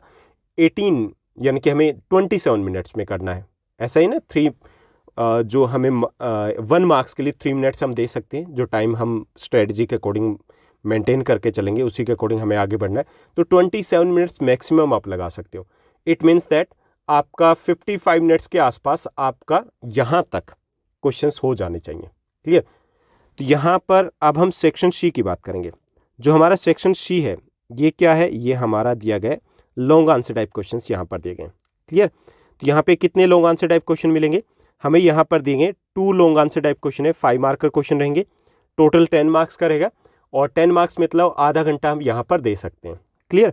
तो चलिए देखते हैं क्या कुछ दिया गया। तो यहाँ पे लोकतंत्र की अपना समर्थन क्वेश्चन पहला दिया गया। यहाँ पे इंटरनल चॉइसेस रहेगी। पहला प्रश्न देखिए, लोकतंत्र की अपना समर्थन उत्पन्न करने की क्षमता अपने आप में एक परिणाम है। यानी कि लोकतंत्र क्या है कि लोकतंत्र में कुछ ऐसी चीजें होती है कि लोग इनके फैन हो जाते हैं। मतलब लोकतंत्र की बात करेंगे भाई, सबसे अच्छा कौन, लोकतंत्र है। सबसे अच्छी गवर्नमेंट डेमोक्रेसी है, डेमोक्रेटिक गवर्नमेंट है। ओके, जिसे अनदेखा नहीं किया जा सकता। अब उदाहरण सहित कथन का समर्थन कीजिए। अब प्रश्न को समझिए, क्या कह रहा है कि लोकतंत्र में समर्थन उत्पन्न करने की क्षमता होती है, यानी कि इसमें कुछ अच्छी बातें होती है। अब वही अच्छी बातें हमें बतानी, यानी कि लोकतंत्र की विशेषताएं बतानी है, लोकतंत्र के गुण बताने कि ऐसा क्या है लोकतंत्र में कि लोग इसी के पीछे पड़े हुए कि डेमोक्रेटिक गवर्नमेंट है वो बेस्ट फॉर्म ऑफ गवर्नमेंट होती है। तो चलिए हम बता देते हैं कुछ इसमें से लोकतंत्र के गुणों को। ओके, तो पहला ये कि लोकतंत्र में कानून का शासन होता है, संविधान होता है और संविधान के अनुसार सरकार चलती है, संविधान से ऊपर कोई नहीं होता। जैसा कि हम किस में देखते हैं, गैर लोकतांत्रिक सरकारों में क्या होती है, जैसे लुईस 16 के बारे में आपने पढ़ा ना, लुईस 16वां के बारे में, आई एम द स्टेट, जब मर्जी मूड होता है उसी के अकॉर्डिंग डिसीजन ले लेते हैं। जबकि लोकतंत्र में क्या होता है, कोई भी संविधान से बड़ा नहीं होता, उससे बाहर नहीं होता। ओके, चाहे वो राजा हो चाहे वो रंक हो, सारे एक बराबर है। क्लियर। चाहे वो पीएम का बेटा हो चाहे वो पीएन का बेटा हो, सारे एक बराबर होते हैं। तो पहली विशेषता ये होती है। दूसरी है कि लोकतंत्र में लोगों को सरकार चुनने और बदलने का अधिकार होता है। सरकार चुन सकते हैं, we can choose our government and we can change our government. Choose करते हैं ना, हम चुनते हैं सरकार को और 5 सालों के बाद बदल सकते हैं। क्या गैर लोकतांत्रिक सरकार में होता है, ना तो हम चूज करते हैं ना ही हम चेंज करते हैं, कोई ऐसा है होता ही नहीं। यहाँ पे ऐसा होता है, तो ये अच्छी बात होती है। तीसरा, लोकतांत्रिक सरकारें जवाबदेह, वेद और पारदर्शी होती है। जवाबदेह होती है, रिस्पॉन्सिबल होती है, क्योंकि उन्हें वोट लेने होते हैं तो वो हमारी सुनती है, कुछ काम तो जरूर करने होते हैं। वेद होती है, वेद क्या होता है, अवैध क्या होता है, अवैध होता है जो जबरदस्ती थोपी जाए, जबरदस्ती कब्जे को बोलते हैं ना, अवैध कब्जा। तो ये अवैध नहीं है, वेद है, हमने चुना है, थोपी नहीं है किसी ने कि कोई राजा आया आकर के जबरदस्ती शासन करने लगे। ये वेद सरकार होती है। पारदर्शी होती है, इसमें क्या काम कैसे होगा वो हमें पहले से पता होता है, क्योंकि कानून के अकॉर्डिंग होगा, ट्रांसपेरेंसी इसमें ज़्यादा होती है। तो ये भी इसका गुण होता है। चौथा, लोकतंत्र में एक व्यक्ति एक वोट एक मोल होता है। एक व्यक्ति एक वोट एक मोल होता है। जैसे अभी बात की कि पीएम का वोट है और पीएन का वोट है, एक ही वैल्यू है। आपका वोट है और अंबानी अडानी का वोट है, एक ही वैल्यू है। इसका मतलब ये नहीं कि किसी के पास पैसे होंगे तो उनके वोट की वैल्यू ज़्यादा होगी, उनके 10,000 वोट माने जाएंगे, वो एक डालेंगे तो हम तो जी मिडिल क्लास वाले हैं, एक ही माना जाए, ऐसा नहीं है। तो ये भी इसका एक गुण है। लोकतंत्र अपने नागरिकों को सरकार और उसके कामकाज के बारे में सूचना का अधिकार देता है। हम जानकारी प्राप्त कर सकते हैं कि क्या किया जा रहा है, क्यों किया जा रहा है, क्वेश्चन मार्क कर सकते हैं। तो ये भी एक गुण होता है। एक लोकतांत्रिक सरकार लोगों की अपनी सरकार होती है। सबसे अच्छी बात ये, अपनी सरकार है, खुद की सरकार है। एक आध कमी हो तो भी कोई ना भाई, अपना है, तो ये अपनी खुद की सरकार होती है, थोपी हुई नहीं होती। ओके, ये गुण है जो हमें यहाँ पर इस प्रश्न में बताने। तो इसके साथ साथ कोई और अन्य रिलेटेड पॉइंट भी लिख सकते हो। वैसे सैंपल के तौर पे आपको दिया 5 मार्कर क्वेश्चन में आप 7 पॉइंट्स के साथ जाओगे। अगर आपके 7 पॉइंट्स नहीं बन रहे, पॉइंट्स आपके 5 बन रहे, तो हर क्वेश्चन की आप हेडिंग दोगे। जैसे कैसे दोगे, यहाँ पे कानून का शासन, तो ये पहले हेडिंग लिख दोगे, फिर ये सेंटेंस लिखोगे। जैसे सरकार चुनने का अधिकार, ओके, तो फिर उसके बाद इसको एक्सप्लेन करोगे। जवाबदेह, वेद, सरकार, उसके बाद इसको एक्सप्लेन करोगे, तब आपको हेडिंग बनानी पड़ेगी अगर आपके पॉइंट्स कम पड़ रहे हैं तो। ठीक, तो ये हो गया आपका फर्स्ट 5 मार्कर क्वेश्चन। अब इसके बात की जाए कि ये कहाँ से लिया गया, ये आपके पोल साइंस के लोकतंत्र के परिणाम जो चैप्टर आपका 7 चैप्टर है, उसके पेज नंबर 92 से लिया गया। उस चैप्टर की बात करें, उस चैप्टर में से मोस्ट इंपॉर्टेंट क्वेश्चन यही बनता है और डिटेल में चैप्टर आपको 2 दिनों में मैं देने वाला हूँ, तो उसमें हम डिटेल में बात करेंगे कि ऐसे 20 पॉइंट दे दूंगा, कर लोगे आप, बहुत सारे लिख पाओगे। तो चलिए अगला प्रश्न देखते हैं। अगला जो प्रश्न है इसी के ऑप्शन में रहेगा, हमें चॉइसेस रहेगी। यहाँ पे ये पोल साइंस से ही हमें दिया गया कि दक्षिण एशिया में लोकतंत्र के विचार के लिए भारी समर्थन है, उदाहरण सहित कथन की पुष्टि कीजिए। अब देखिए, एक छोटे सा सेंटेंस दिया गया आपकी एनसीईआरटी की बुक में, और आमतौर पे जब टीचर्स या आप वीडियोस कहीं पे देखोगे तो वो इसको स्किप कर देते हैं, नहीं जी ये तो केस स्टडी टाइप दिया हुआ है, इसमें से थोड़े क्वेश्चन है। वो क्वेश्चन वहाँ पे कार्टून भी दिया गया कनाडा की पॉलिटिक्स से रिलेटेड, तो वहाँ से ये क्वेश्चन को उठाया गया। हमें बताना कि एशिया में लोकतंत्र के लिए भारी समर्थन है। अब इस क्वेश्चन को 5 मार्कर बनाना है। जैसे भारी समर्थन है, अगर एनसीईआरटी के अकॉर्डिंग जाए तो इसमें से 2 पॉइंट्स ही हमारे निकलते हैं। अब इसको बनाना तो हमें 5 मार्क्स के अकॉर्डिंग ना, तो पहले हम बताएंगे लोकतंत्र की लोकप्रियता के कारण, ठीक, चाहे वो एशिया में हो और चाहे वो किसी और महाद्वीप में हो। उसके बाद हम बात करेंगे एशिया में ऐसा क्या है, किस तरीके से हम कह सकते हैं कि यहाँ पे लोकप्रियता ज़्यादा है। तो वही सेम पॉइंट्स आ जाएंगे कि लोकतंत्र में कानून का शासन होता है, लोकतंत्र में लोगों को सरकार चुनने और बदलने का अधिकार होता है, यानी कि लोकप्रियता के कारण बताएंगे। लोकतांत्रिक सरकारें जवाबदेह, वेद, पारदर्शी होती है। लोकतंत्र में एक व्यक्ति एक वोट एक मोल होता है। लोकतंत्र में अपने नागरिकों को सरकार और उसके कामकाज के बारे में सूचना का अधिकार होता है। लोकतंत्र में सरकार जो लोगों की अपनी सरकार होती है। लोकतंत्र में हर व्यक्ति के पास एक समान अधिकार होते हैं। लोकतंत्र में हर व्यक्ति के पास वोट डालने का अधिकार होता है। लोकतंत्र में हर व्यक्ति के पास चुने जाने का अधिकार होता है। लोकतंत्र में हर व्यक्ति के पास राजनीतिक दल बनाने का अधिकार होता है। बहुत कुछ ऐसी चीज़ें हैं जिसमें आप कुछ पॉइंट्स लिख सकते हो, ठीक, ये लोकतंत्र के गुण है। उसके बाद हम बताएंगे कि कैसे हम कह सकते हैं कि एशिया में ये काफ़ी पॉपुलर है, कि दक्षिण एशिया के अधिकांश देशों में, क्योंकि इसी की बात कर रहे हैं, तो ये दक्षिण एशिया के अधिकांश देशों भारत, नेपाल, बांग्लादेश, श्रीलंका, पाकिस्तान में लोकतांत्रिक सरकार ही है। पिछले 20 वर्षों में सक्रिय कार्यकर्ता और मतदान प्रतिशत बढ़ोतरी भी दक्षिण एशिया में लोकतंत्र की लोकप्रियता को सिद्ध करते हैं। लास्ट 20 ईयर्स की बात करें तो जो सक्रिय कार्यकर्ता उनके परसेंटेज में बढ़ोतरी भी है, जो आपके एनसीईआरटी में दिया गया है। दूसरा, मत प्रतिशत की बात करें, मतदान वो भी बढ़ा है, और मतदान बढ़ा, और उसमें सबसे अच्छी बात है कि जो निर्धन लोग हैं वो ज़्यादा उत्साह से भाग लेते हैं। तो इससे क्या पता चलता है कि लोगों के बीच में लोकतंत्र है वो काफ़ी पॉपुलर है और लोगों की आस्था है, उन्हें लगता है कि हाँ हमारा वोट मैटर करता है। तो ये आपका 5 मार्क का क्वेश्चन रहेगा, यानी कि आपके 5 मार्क का क्वेश्चन है। जो पहला क्वेश्चन है उसके आपको इंटरनल चॉइसेस मिलेगी, लेकिन जो सेकंड क्वेश्चन मिलेगा वो आपका उसी बुक का रहेगा। तो ये आपका पोल साइंस का है, लोकतंत्र के परिणाम चैप्टर से लिया गया, और ये पेज नंबर 92 से लिया गया। उसी बुक का क्यों रहेगा, क्योंकि जो मार्क्स शेयर है वो आपको मेंटेन करके चलना ना, जो भी क्वेश्चन पेपर सेटर है उनको ये भी देखना कि एक बुक है उसके ज़्यादा क्वेश्चन तो ना हो जाए। क्लियर। उसके बाद देखिए हम 10th क्वेश्चन को देखते हैं। 10वां हमारा प्रश्न है, ये भी आपका 5 मार्क का रहेगा। इसमें बात की गई वैश्वीकरण की, कि वैश्वीकरण की प्रक्रिया को प्रोत्साहित करने में सूचना प्रौद्योगिकी की भूमिका का विश्लेषण कीजिए। आईटी का, इंफॉर्मेशन टेक्नोलॉजी है, उसकी भूमिका की हमें बात करनी है, ठीक। तो इसमें बताना कि सूचना प्रौद्योगिकी है वो कैसे हेल्पफुल रहा है वैश्वीकरण में, ठीक। वैश्वीकरण समझते हो ना, वैश्वीकरण 2 शब्दों से मिलकर बना, विश्व जमा एकीकरण, यानी पूरे विश्व का एक हो जाना। अब क्या है, पूरा विश्व एक गांव की तरह हो गया, ग्लोबल विलेज की तरह। अमेरिका, ऑस्ट्रेलिया, कहीं पे हम एक कॉल लगाएंगे, बात कर लेंगे सीधा डायरेक्ट, वहाँ से ऑर्डर दे सकते हैं, 10 घंटे में वहाँ पहुँच सकते हैं ना। तो ये वैश्वीकरण है। इसमें बताना कि IT इंडस्ट्री का क्या रोल है, ठीक। IT इंडस्ट्री में आपका इंटरनेट भी आ जाता है, ये जो यूट्यूब पे देख रहे हो ना, ये IT इंडस्ट्री का ही कमाल है। तो प्रौद्योगिकी तेजी से बदल रही है, जो IT है, इंफॉर्मेशन टेक्नोलॉजी, वो तेजी से बदल रही है। दूरसंचार सुविधाओं का उपयोग संपर्क करने और जानकारी तक पहुंचने के लिए किया जाता है। दूर दराज के क्षेत्रों से संवाद करने में मदद मिली है IT इंडस्ट्री से, यानी कि दूर दराज के लोग हैं, पहले क्या होता था, फ़ोन होते थे, पहले फ़ोन ही नहीं होते थे, उसके बाद फ़ोन आए तो उससे बात होती थी। अब तो हम वीडियो कॉल सब कुछ करते हैं ना, डायरेक्ट ऑन सेम टाइम में। ओके, तो दूर दराज के क्षेत्रों से संवाद करने में मदद मिली है। हाल के दशकों में उपग्रह संचार उपकरणों का विकास भी हुआ है, ठीक। एक तो संवाद करने में मदद मिली है, लोगों से हम कनेक्ट हो पाएँ, दूर दराज के लोग हैं। इससे उपग्रह जब से आए तो इससे संचार उपकरणों का और ज़्यादा तेज़ी से विकास हुआ है। जो सैटेलाइट्स आए हैं, सैटेलाइट से क्या हुआ है कि जो हम देख रहे हैं कि इंटरनेट जो सस्ता हुआ, इंटरनेट जो रेवोल्यूशन हुए, वो इन्हीं सैटेलाइट्स के कारण हुए। कंप्यूटर अब जीवन के हर क्षेत्र में प्रवेश कर चुके हैं। कोई भी इंटरनेट के माध्यम से जानकारी प्राप्त या साझा कर सकते हैं। गूगल बाबा से आप कुछ भी पूछिए, सब कुछ वो बताते हैं। ओके, किससे हुआ? ये आईटी टेक्नोलॉजी से हुआ है। इसके साथ साथ सूचना प्रौद्योगिकी की अगर बात करें तो इससे सभी देशों के आपसी संबंध और ज़्यादा घनिष्ठ हुए, क्योंकि हम कनेक्टेड हो गए हैं। पहले क्या था?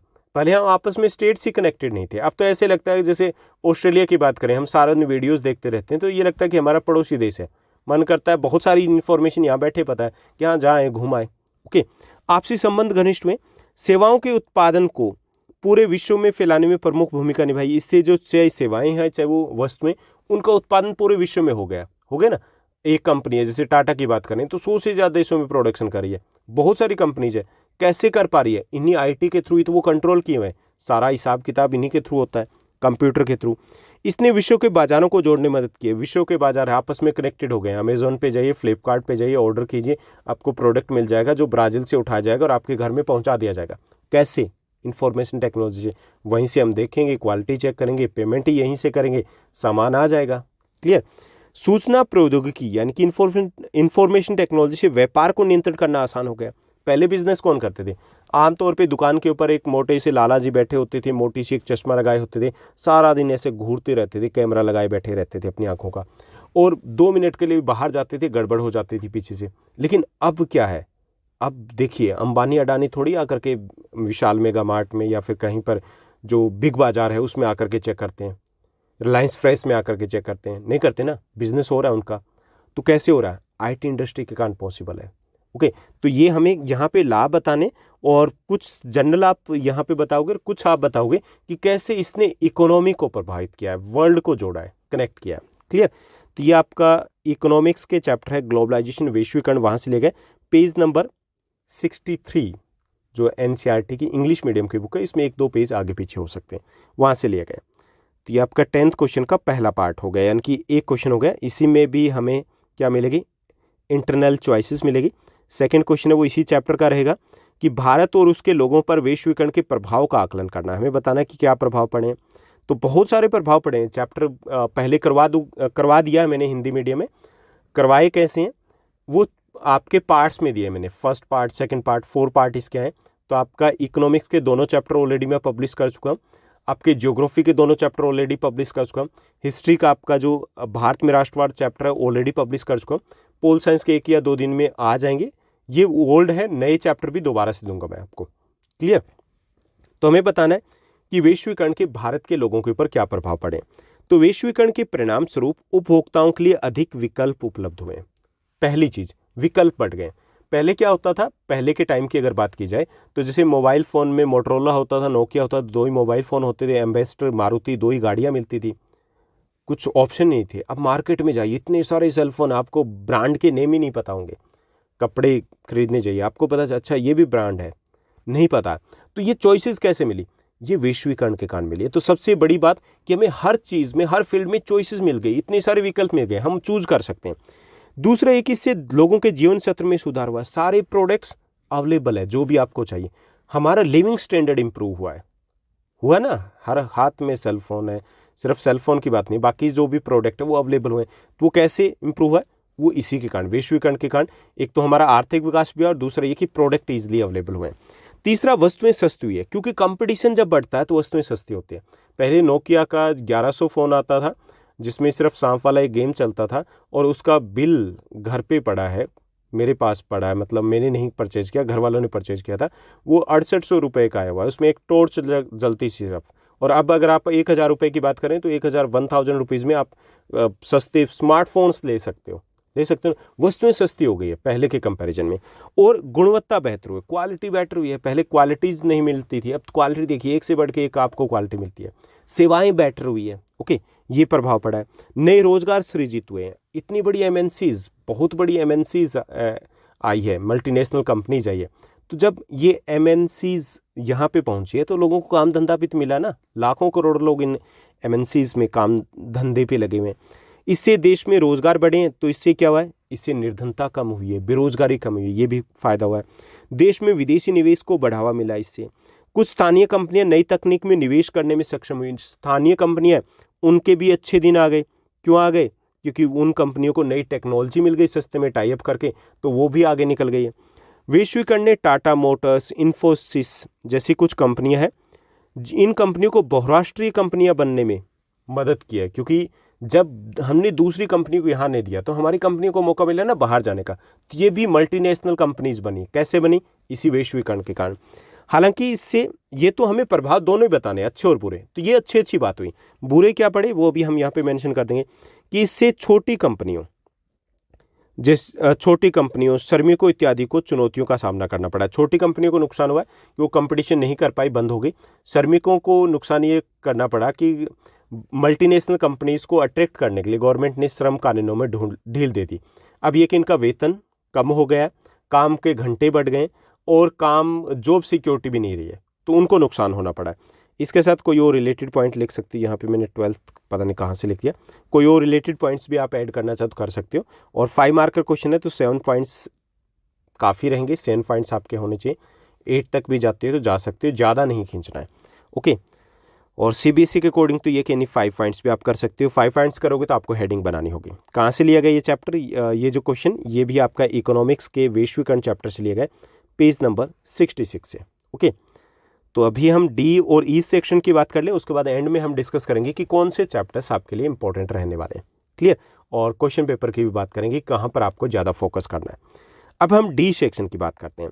जो आपका डी सेक्शन है, डी सेक्शन में क्या दिया गया?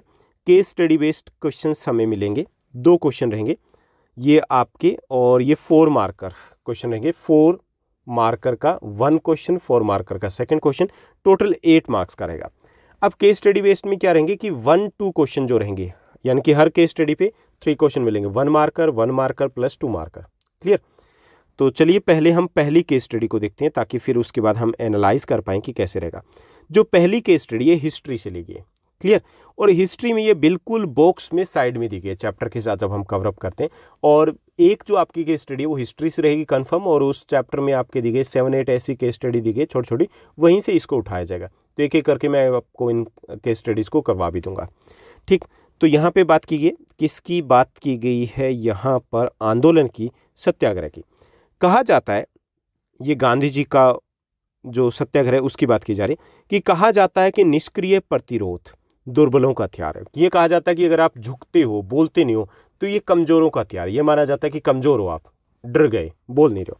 लेकिन इस लेख में जिस शक्ति का वर्णन किया गया उसका उपयोग केवल ताकतवर ही कर सकता है। लेकिन जो सत्याग्रह है उसका उपयोग करना कमजोरों के बस की बात नहीं होती। ताकतवर, हिम्मत वाला होना चाहिए जो सत्याग्रह का प्रयोग कर सकता है। ये निष्क्रिय प्रतिरोध, विरोध शक्ति नहीं है, बल्कि इसके लिए सघन सक्रियता चाहिए, तभी आप सत्याग्रह का प्रयोग कर सकते हो। दक्षिण अफ्रीका में आंदोलन निष्क्रिय नहीं बल्कि एक सक्रिय आंदोलन था, जिसकी शुरुआत गांधी जी ने वहां पर की थी। ओके। सत्याग्रह शारीरिक बल नहीं है। सत्याग्रही अपने विरोधी को कष्ट नहीं पहुंचाता, कि ये शारीरिक बल नहीं है बल्कि मानसिक बल है। मन आपका मजबूत होना चाहिए, आपका दिल मजबूत होना चाहिए। सत्याग्रही अपने विरोधी को कष्ट नहीं पहुंचाता है, उसको चोट नहीं पहुंचाता है, उसका विनाश नहीं चाहता है। सत्याग्रह में दुर्भावना नहीं होती, सिर्फ अपने लिए अच्छी भावना होती है। उसमें किसी का बुरा नहीं करना होता, बल्कि अपना अच्छा करना होता है, सत्य के साथ अडिग रहना होता है। और वैसे सत्याग्रह क्या है? सत्य जमा में आग्रह। सत्य मतलब सच हो गया, और आग्रह मतलब संघर्ष की। इसमें सत्य के लिए संघर्ष किया जाता है। और गांधी जी का मानना था कि हमेशा जीत सच की होती है, बस आप अड़े रहिए, खड़े रहिए। अगर अड़े रहोगे, खड़े रहोगे तो सच की जीत होनी है अंत में।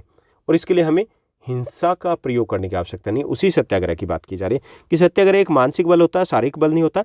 इसमें किसी के ऊपर हमला नहीं करना होता, किसी को कष्ट नहीं पहुंचाना होता, बल्कि अपने सत्य के साथ हमें डटे रहना होता है। सत्याग्रह शुद्ध आत्म बल है, मन का बल है। सत्य आत्मा का आधार होता है, इसलिए इस बल को सत्याग्रह कहा गया है। आत्मा ज्ञान से हमेशा लेस होती है, हमेशा ज्ञान होता है आत्मा में, और इस प्यार की लौ को जलाती है सत्याग्रह के माध्यम से। अहिंसा सर्वोच्च धर्म है। ये हमारी भारत की संस्कृति है, चाहे हम किसी भी धर्म के मानने वाले हो, लेकिन हमारी संस्कृति क्या रही है? हम अहिंसा के पुजारी रहे हैं। हमने कभी किसी का बुरा नहीं चाहा है, कभी किसी को कष्ट नहीं पहुंचाया है, हमने कभी किसी के ऊपर पहले हमला नहीं किया। तो उसी नीति को यहाँ पर गांधी जी ने प्रयोग में लेकर के आए थे सत्याग्रह को, और उसी के बेस पर हमें आगे चल के आज़ादी भी मिली थी। इसमें कोई संदेह नहीं कि भारत विनाशकारी शस्त्रों के मामले में ब्रिटेन या यूरोप का मुकाबला नहीं कर सकता। अंग्रेज युद्ध देवता की उपासना करते हैं, वे सब हथियारों से लेस हो सकते हैं और होते जा रहे हैं। कि जैसे इसमें कोई संदेह नहीं कि हम मुकाबला नहीं कर सकते थे। उस वक्त की बात की जा रही है कि हम ब्रिटेन का या अमेरिका का हथियारों में मुकाबला नहीं कर सकते थे, क्योंकि हम उतने विकसित नहीं थे। और वो हथियारों से लेस थे, होते जा रहे थे और बहुत एडवांस थे। आधी दुनिया के ऊपर कब्जा था ब्रिटेन का। भारत में करोड़ों लोग कभी हथियार उठाकर नहीं चल सकते। उन्होंने अहिंसा के धर्म को आत्मसात कर लिया। तो एक चीज़ तो ये रहेगा कि जब इस टाइप के केस स्टडी बेस्ड क्वेश्चन रहे तो आपके हाथ में पेंसिल जरूर होनी चाहिए, ताकि आप इंपॉर्टेंट पॉइंट्स को अंडरलाइन कर पाओ, क्योंकि आपको लगभग आइडिया हो जाता है कि किसके ऊपर फोकस किया जा रहा है, उसी से रिलेटेड क्वेश्चंस पूछे जाएंगे, तो आप दोबारा से उस पंक्ति को, उस लाइन को देख पाओ। ठीक, अब इस पर देखिए क्वेश्चन दिए जाएंगे 1+1+2 मार्कर। ठीक, पहला जो हमें 11.1 जो क्वेश्चन दिया गया वो दिया गया कि गांधी जी अहिंसा को सर्वोच्च धर्म क्यों मानते थे, ये हमें बताना है। तो गांधी जी ने अहिंसा को एक दर्शन और जीवन के एक आदर्श सिद्धांत के रूप में अपनाया था। ठीक, यानी कि उन्होंने सिर्फ कैसे अपनाया था कि इसको एक दर्शन माना था और जीवन में एक आदर्श, एक गुण के रूप में अपनाया था। उनके अनुसार अहिंसा का दर्शन कमजोरों का हथियार नहीं है, यह एक ऐसा हथियार है जिसे सभी आजमा सकते हैं, इसलिए उन्होंने इसे सर्वोच्च धर्म की संज्ञा दी। तो 1 मार्कर है, तो आप 2 लाइन से ज़्यादा लंबा नहीं खींचोगे। तो उन्होंने क्यों अपनाया, तो हमें बताना है कि क्यों और किस रूप में अपनाया। तो वो एक इसे दर्शन मानते थे, जीवन का एक आदर्श मानते थे, और उनके अनुसार कि ये कमजोरों का हथियार नहीं है, बल्कि एक ऐसा हथियार है जिसे सभी उपयोग में ला सकते हैं, ये एक आत्मबल है। ओके, इसलिए उन्होंने इसको सर्वोच्च धर्म माना है। सर्वोच्च धर्म मानने का सबसे लास्ट वाली लाइन इंपॉर्टेंट है, क्योंकि इसे सभी अपना सकते हैं, यानी कि किसी भी धर्म की बाधा इसके साथ नहीं आती। उसके बाद 11.2 जो हमें दिया गया प्रश्न देखिए कि गांधीवादी सत्याग्रह को उनके दर्शन में विश्वास करने वाले लोगों द्वारा कैसे अपनाया गया। ये हमें बताना कि जो गांधीवादी सत्याग्रह इसको लोगों ने कैसे अपनाया, जो गांधी जी की आइडियोलॉजी में, उनकी विचारधारा में विश्वास करते थे। तो उन्होंने कैसे लिया, क्या समझा इससे कि सत्याग्रह शारीरिक बल नहीं है। उन्होंने एक चीज़ तो ये समझी, तभी तो वो इसको फॉलो कर पाए ना, कि सत्याग्रह वो शारीरिक बल नहीं है। सत्याग्रही अपने विरोधी को कष्ट नहीं पहुंचाता है, बल्कि ना ही अपने शत्रु का विनाश चाहता है। सत्याग्रह में दुर्भावना का कोई स्थान नहीं होता, और इसी रूप में जो लोग हैं, जो फॉलोअर हैं, उन्होंने इसको अपनाया। ठीक, तो ये आपका 11.2 का आंसर हो जाएगा। उसके बाद थर्ड जो आप देखिए 11.3, ये आपका 2 मार्कर रहेगा। 2 मार्कर रहेगा तो हमें 3 पॉइंट्स यहाँ पर मिनिमम देने होंगे। सीबीएसई ने 2 का खाए, हम 3 पॉइंट्स लेकर के चलेंगे। गांधीवादी सत्याग्रह को अन्याय का विरोध करने का एक नया तरीका क्यों माना गया है, ये हमें बताना है। गांधीवादी जो सत्याग्रह है उसको अन्याय का विरोध करने का एक नया तरीका माना जाता है। क्यों? ये नायाब है। क्यों नायाब है? क्योंकि कोई भी अहिंसा के माध्यम से युद्ध जीत सकता है। नायाब क्यों है? कि पहली बार ऐसा तरीका आया है कि जिसमें आप अहिंसा करोगे, यानी कि हिंसा नहीं करोगे, अहिंसा के साथ आप युद्ध जीत सकते हो। ठीक, यह शोषक की आत्मा और सोच में बदलाव करके किया जा सकता है। इसमें क्या किया जाता है, जो शोषक है उसकी आत्मा, उसकी सोच को बदला जाता है। लोगों व शोषकों आदि सत्याग्रह के माध्यम से सच्चाई देखने के लिए तैयार किया जाता है। यानी कि इसमें क्या किया जाता है, लोगों को या जो शोषक है उनको सच्चाई देखने के लिए तैयार किया जाता है सत्याग्रह के माध्यम से, कि आप सच्चाई को समझिए, हम सही है तो आप सही के साथ रहिए। ना कि हिंसा के माध्यम से सच्चाई को स्वीकार करने के लिए मजबूर नहीं किया जाता इसमें, बल्कि उनको प्रेरित किया जाता है, तैयार किया जाता है कि आप सच्चाई का साथ दीजिए, सही का साथ दीजिए। जबरदस्ती नहीं की जाती, हिंसा का सहारा नहीं लिया जाता। तो इसलिए नायाब तरीका है। ठीक, तो इसमें हमें सत्याग्रह को बताना कि सत्याग्रह क्या है, और फिर हमें बताना कि नायाब क्यों है। नायाब इसलिए क्योंकि इसमें हिंसा का प्रयोग नहीं किया जाता। तो आप ऐसे सिंपल तरीके से भी इसको लिख सकते हो। ओके, तो ये आपका हो गया 11.3। और ये जो हमें लिया गया यहाँ से केस स्टडी बेस्ड, ये जो स्रोत दिया गया ये आपके हिस्ट्री में भारत में राष्ट्रवाद चैप्टर से पेज नंबर 30, उसके साइड में एक बॉक्स दिया गया, वहाँ से ये लिया गया। क्लियर? चलिए अगले को देखते हैं। जो 12th है ये भी आपका इसी टाइप का केस स्टडी बेस्ड क्वेश्चन रहेगा। यहाँ पर हमें ये ज्योग्राफी से लिया गया, भूगोल के लास्ट जो चैप्टर है वहाँ से, कि जब से मानव पृथ्वी पर अवतरित हुआ है, यानी कि हम आए हैं पृथ्वी के ऊपर, उसने विभिन्न संचार माध्यमों का उपयोग किया। पुराने समय की बात करें तो हम पक्षियों का प्रयोग करते थे संचार के माध्यम के तौर पर, घुड़सवार है वो संदेश पहुंचाते थे। ओके, डाक आई, अब तो ईमेल आ गए हैं, बहुत कुछ आ गया, सोशल मीडिया आ गया, तो हमने अलग अलग संचार माध्यमों का प्रयोग किया। लेकिन आधुनिक समय में परिवर्तन की गति है वो तेज हो गई है। संदेश प्राप्तकर्ता या संदेश भेजने वाले के गतिविहीन रहते हुए भी लंबी दूरी का संचार बहुत आसान हो गया। यानी दोनों हम बैठे रहते हैं, यहाँ से टिक किया मैसेज वहाँ पे पहुँच गया, मेल यहाँ से क्लिक किया वहाँ पे पहुँच गई। हम अगर कॉल करके कंफर्म करें तो उससे पहले वो बता देता है हाँ जी आ गई है। ओके, निजी संचार और जनसंचार। निजी संचार के साधन कौन से होते हैं? जिसमें 1 to 1 आप संचार करते हो, व्यक्ति, जैसे ईमेल की बात करें, पत्र की बात करें, ये निजी संचार के साधन है। जनसंचार जिसमें एक साथ हम हजारों लोगों तक अपना संदेश, अपना विचार पहुंचा सकते हैं। तो जनसंचार में आ जाते हैं आपके दूरदर्शन, टीवी आ गया, रेडियो आ गए, समाचार पत्र आ गए, प्रेस आ गए, सिनेमा, ये जनसंचार के साधन है। ओके, निजी संचार में ईमेल, पत्र इत्यादि आपके निजी संचार में आ जाएंगे। भारत का डाक संचार तंत्र विश्व का बृहत्तम है, सबसे बड़ा है। डाक संचार की बात करें, यह पार्सल, निजी पत्र व्यवहार, तार आदि को संचालित करता है। कार्ड व लिफाफाबंद चिट्ठी है वो पहली श्रेणी की चिट्ठी मानी जाती है, यानी कि सबसे इंपॉर्टेंट मानी जाती है, और इनको वायुयान द्वारा, बाय एयरवेज है, इसको दूसरे स्थान पर पहुंचाया जाता है। द्वितीय श्रेणी की डाक में आ जाते हैं रजिस्टर्ड पैकेट, किताबें, अखबार, मैगजीन आ जाते हैं। इनको माना जाता है कि ज़्यादा इंपॉर्टेंट नहीं है, तो ये धरातलीय डाक द्वारा पहुंचाए जाते हैं, यानी कि इसके लिए जल या स्थल है उस परिवहन का प्रयोग किया जाता है। बड़े शहरों की बात करें तो बड़े शहरों और नगरों में डाक सेवाओं में तेजी लाने के लिए हाल ही का मतलब है ये पुरानी अपडेटेड बुक ने 2005 के आसपास 6 डाक मार्ग बनाए गए थे। ये थे राजधानी मार्ग, मेट्रो मार्ग, ग्रीन चैनल, व्यापार चैनल, भारी चैनल और दस्तावेज चैनल। ठीक, तो ये हो गया हमारा यहाँ पर ये स्रोत। अब इस पर बेस्ड रहेंगे हमारे 12.1, 12.2 और 12.3 क्वेश्चन। 12.1 और 2 है ये 1 मार्क का रहेंगे, और 12.3 है ये आपका रहेगा 2 मार्क का। 12.1 को देखिए, भारतीय डाक की भूमिका का विश्लेषण कीजिए। ओके, तो भारतीय डाक ने देश में तीव्र संचार और सामाजिक आर्थिक विकास में मदद की है। पहला तो ये कि तेजी से संचार है, सामाजिक आर्थिक विकास है, उसमें मदद की है, तेजी संचार के साधन है। यानी कि पहले कैसे कनेक्ट होते थे? भारतीय डाक के द्वारा ही कनेक्टेड होते ना, लेटर लिखे जाते, लेटर वैसे ही पहुंचते थे, यही पहुंचाते थे। और सामाजिक आर्थिक विकास भी हुआ है। जो पहले बिजनेस भी होता था, इवन ऑफिशियल ऑर्डर वगैरह भी किए जाते थे, वो इसी से होते थे, तो उसमें एक अलग महत्व रहा। तो हमें बताना है कि भूमिका चाहे अभी इतनी नहीं है, लेकिन पहले तो रही है ना। ओके, भारतीय डाक ने गांव को मुख्य धारा से जोड़ने में मदद की। उस वक्त जो गांव थे वो कैसे कनेक्ट होते थे? ऑफिशियल जो जैसे जॉब अपॉइंटमेंट है, या फिर एडमिशन की इंफॉर्मेशन है, या डीएमसी वगैरह कैसे पहुंचती थी? वो ऐसे ही पहुंचती थी। तो इसने गाँव को शहरों से जोड़ा है, मुख्य धारा से जोड़ा है। ये speed post, business post, register post, इस प्रकार की सुविधाएं भी प्रदान करता है। ओके, इसके अलावा ये भी लिख सकते हैं कि अभी जो डाक विभाग है इसके द्वारा कई प्रकार की बचत योजनाएं वो भी शुरू की गई। ये भी विशेष तौर पर जो मध्यम वर्ग है उसके लिए काफ़ी महत्वपूर्ण है, तो ये आप लिख सकते हो। तो क्योंकि 1 मार्कर है तो यहाँ पे आप 2 पॉइंट लिख दोगे तो काफ़ी रहेगा। क्लियर? उसके बाद 12.2 की बात करते हैं। 12.2 है जनसंचार और निजी संचार के बीच में अंतर हमें स्पष्ट करना है। तो जनसंचार के माध्यम से हम एक साथ हजारों लाखों लोगों तक सूचना या जानकारी पहुंचा सकते हैं, जबकि निजी संचार के साधन है वो व्यक्ति से व्यक्ति तक सीमित होते हैं। जनसंचार में आ जाएगा टीवी, रेडियो, समाचार पत्र, इंटरनेट। जनसंचार है ना, एक साथ कितने ही लोग हैं, देखो कोई फर्क नहीं पड़ता। ओके, यूट्यूब पे आप चाहे हजारों देख रहे हो, लाखों देख रहे हो, करोड़ों देख रहे हो, वो जनसंचार के साधन है। निजी संचार के साधन आपके पत्र हो गए, ईमेल हो गए, ये आपके निजी संचार के साधन आ जाएंगे। तो ये भी आपका 1 मार्क रहेगा। टू द पॉइंट ही हमें बात करनी है, ज़्यादा लंबा नहीं खींचना है।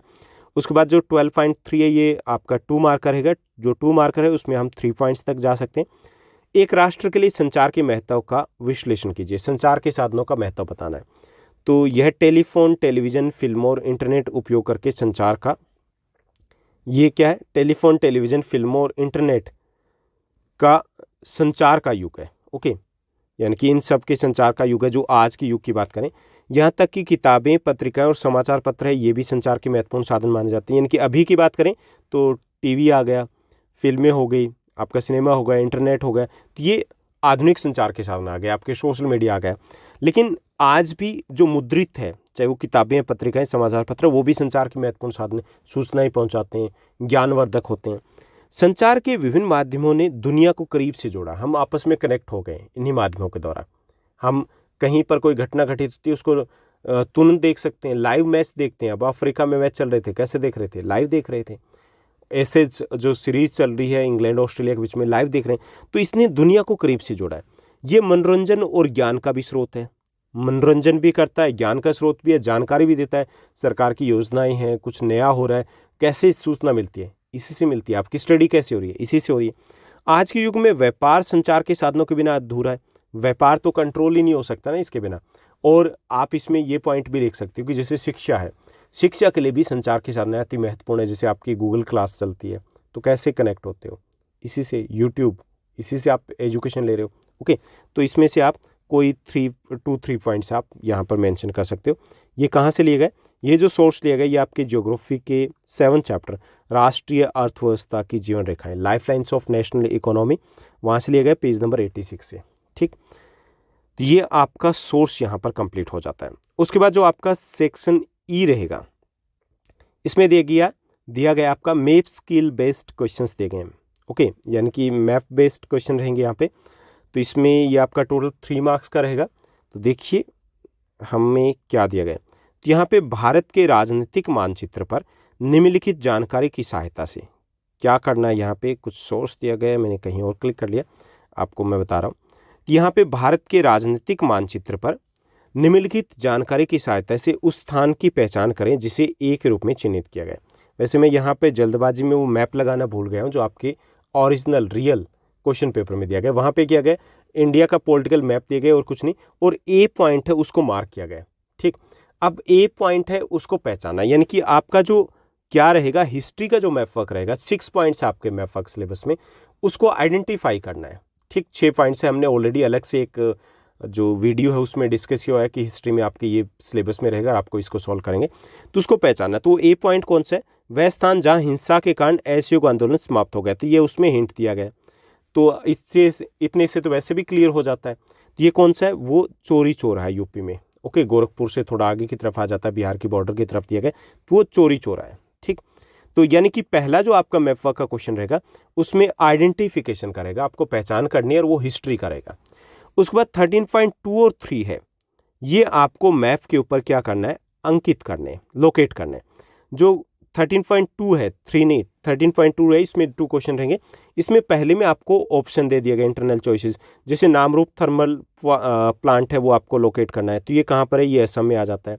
नोएडा सॉफ्टवेयर टेक्नोलॉजी पार्क है, तो ये तो दिल्ली के बिल्कुल बगल में आ गया, बिल्कुल पास में आ गया। तीन दोनों में से कोई एक, और ये आप में राजा सांसी श्री गुरु रामदास जी अंतर्राष्ट्रीय हवाई अड्डा अमृतसर में, तो इसको लोकेट करना है। तो ये आपका जो ज्योग्राफी का मैप वर्क जितना भी है वो सारा चैप्टर वाइज भी मैंने शेयर कर दिया, ऑलरेडी पब्लिश कर चुका हूँ। तो अगर आपने उन वीडियोस को नहीं देखा तो आपका टोटल मैप वर्क आधे घंटे का काम है, आधे घंटे में आपके 3 मार्क्स यहाँ पे सिक्योर हो जाएंगे। उसके बाद रहे 37 मार्क्स, तो उसके लिए आप अलग से चैप्टर्स देख सकते हो। क्लियर? तो ये आपका 13.1 और 2 रहेगा। अब इसके साथ साथ आपके क्वेश्चन पेपर में कुछ और भी दिया है। ये जो क्वेश्चन दिए होंगे ये रहेंगे जो ब्लाइंड स्टूडेंट्स हैं उनके लिए, दृष्टिबाधितों के लिए, तो ये आपको करने नहीं है। क्लियर? कई बार स्टूडेंट्स से पहली बार एग्जाम दे रहे हैं और कंफ्यूज हो जाते हैं, ये करके आ जाते हैं कि नहीं उसकी बजाय ये कर लेते हैं ना, ये आपको करने नहीं है कहीं पर। लेकिन एक चीज़ है, इनको रीड कर सकते हो। अगर ऊपर का क्वेश्चन कोई कंफ्यूज हो तो कई बार ऐसा होता है कि जो ऊपर मैप वर्क में हमें देना है उसका हिंट नीचे अगर वो सेम क्वेश्चन दे दिया गया तो हिंट मिल जाता है, क्योंकि यहाँ पे थोड़ा सा अलग तरीके से उसकी लैंग्वेज में दिया जाता है अगर सेम दिया जाए तो। अब यहाँ पे हमें 13.1 में आपके सिंपल क्वेश्चन पेपर में दिया गया जो ब्लाइंड स्टूडेंट्स उनके लिए कि उस राज्य का नाम बताइए जहाँ पर 1927 में भारतीय राष्ट्रीय कांग्रेस का अधिवेशन हुआ था, तो वो मद्रास है। हालांकि इसका 13.1 के क्वेश्चन से कोई लेना देना नहीं है, वहाँ पे चोरी चोरा की बात की गई थी। लेकिन जो 13.2 है इसके क्वेश्चंस क्लियर हैं। जैसे उस राज्य का नाम बताइए जहाँ Namrup thermal power plant station है, तो ये वही लिया गया, तो ये असम में है। उस राज्य का नाम बताइए जहाँ नोएडा सॉफ्टवेयर टेक्नोलॉजी पार्क स्थित है, तो ये यूपी में है। उस शहर का नाम बताइए जहाँ राजा सांसी श्री गुरु रामदास जी अंतर्राष्ट्रीय हवाई अड्डा, तो ये अमृतसर पंजाब में है। तो ये था आपका सैम्पल क्वेश्चन पेपर। अब हम थोड़ी सी और बात कर लेते हैं कि इस सैम्पल क्वेश्चन पेपर से क्या आइडिया लगा। कि पहली चीज़ तो ये कि जो चीज़ आपको क्लियर हुई होगी कि ये जो सैम्पल क्वेश्चन पेपर आपको दिया गया ईजी है, और आपका जो सेकेंड टर्म का एग्जाम है वो भी ईजी रहेगा। ईजी कब रहेगा? अगर आप चैप्टर को कंसेप्ट के साथ समझोगे। कंसेप्ट के साथ समझते हो तो आपका जैसे 2 घंटे के आसपास का अगर हम हिस्ट्री की बात करें, और अगर हम बात करें 2 घंटे आपका ज्योग्राफी है, 4 घंटे, और आपकी 3 घंटे इकोनॉमिक्स लगा लीजिए 7 घंटे, और 2 घंटे की पोल साइंस लगा लीजिए, 9 घंटे के सारे चैप्टर बनते हैं सारे। 9 घंटे अगर आप डेडिकेटेड होकर के अपना टाइम दे देते हो, आपको कोई रोक नहीं सकता 38+ स्कोर करने से। लेकिन वो 9 घंटे आपको देने पड़ेंगे, उस कंसेप्ट को समझना पड़ेगा। ओके, तो चैप्टर मैं ऑलरेडी आपको दे चुका हूँ, सिर्फ पोल साइंस के चैप्टर रहते हैं, तो वो चैप्टर आपको दोबारा से दूंगा, वह जो सिंगल 1 शॉट वीडियोस है उनमें दूंगा, तो आप वो चैप्टर्स पहले अच्छे से समझिएगा, उसके बाद उनके इंपॉर्टेंट क्वेश्चंस हम डिस्कस करेंगे। तो सारी चीज़ें आपको बना बनाए मिलेगा, बस थोड़े से आपको मेहनत करनी है कि उनको कंसेप्ट को ठीक से समझना है। क्लियर। इसके साथ साथ अब हम बात कर लेते हैं कि यहाँ पर आपके चैप्टर्स कौन से इंपॉर्टेंट रहेंगे। तो चैप्टर आपका सबसे इंपॉर्टेंट तो हिस्ट्री का है। नेचुरली की हिस्ट्री में एक ही चैप्टर आपका आ रहा है एनुअल एग्जाम में, तो उसकी वेटेज सबसे ज़्यादा रहेगी। ओके, 10 मार्क्स के आसपास के क्वेश्चन है उसी चैप्टर में से रहेंगे। मैथ वर्क भी एक हिस्ट्री में से रहेगा, वो उसी चैप्टर में से रहेगा। ठीक, ये सबसे इंपॉर्टेंट रहेंगे। अब जो आता है आपके लिए ट्रिकी कौन सा रहेगा। ट्रिकी जो आपके लिए चैप्टर रहेगा वो रहेगा आपका सबसे छोटे वाला चैप्टर, पोल साइंस का 7th चैप्टर है, लोकतंत्र के परिणाम। छोटा सा चैप्टर है, कुछ भी नहीं है उसमें। ठीक, लेकिन वो ट्रिकी क्यों रहेगा, उसमें से जो क्वेश्चन आएंगे वो कॉमन सेंस के क्वेश्चंस आएंगे। उसके चैप्टर के कंसेप्ट को समझ लिया और क्वेश्चंस के लिए मेंटली तौर पे तैयार होगे तो आप आंसर दे पाओगे, अदरवाइज लगेगा ये पूछा क्या है, समझ में ही नहीं आएगा। तो वो क्वेश्चन आपके लिए वो जो चैप्टर वो आपके लिए सबसे ज़्यादा ट्रिकी रहने वाला है। तो उसके क्वेश्चंस किस टाइप के बन सकते हैं वो चीज़ें आपको चैप्टर के साथ ज़्यादा अच्छे से समझनी होगी। ठीक, तो चलिए ये हो गया आपका सैम्पल क्वेश्चन पेपर। इसके अलावा अगर आपका कोई सजेशन है, कोई डिमांड है, कुछ है, तो आप कमेंट सेक्शन में कमेंट करके ज़रूर बताइएगा और बताइएगा कि क्या हम बाकी सब्जेक्ट के भी क्वेश्चन पेपर डिस्कस करें।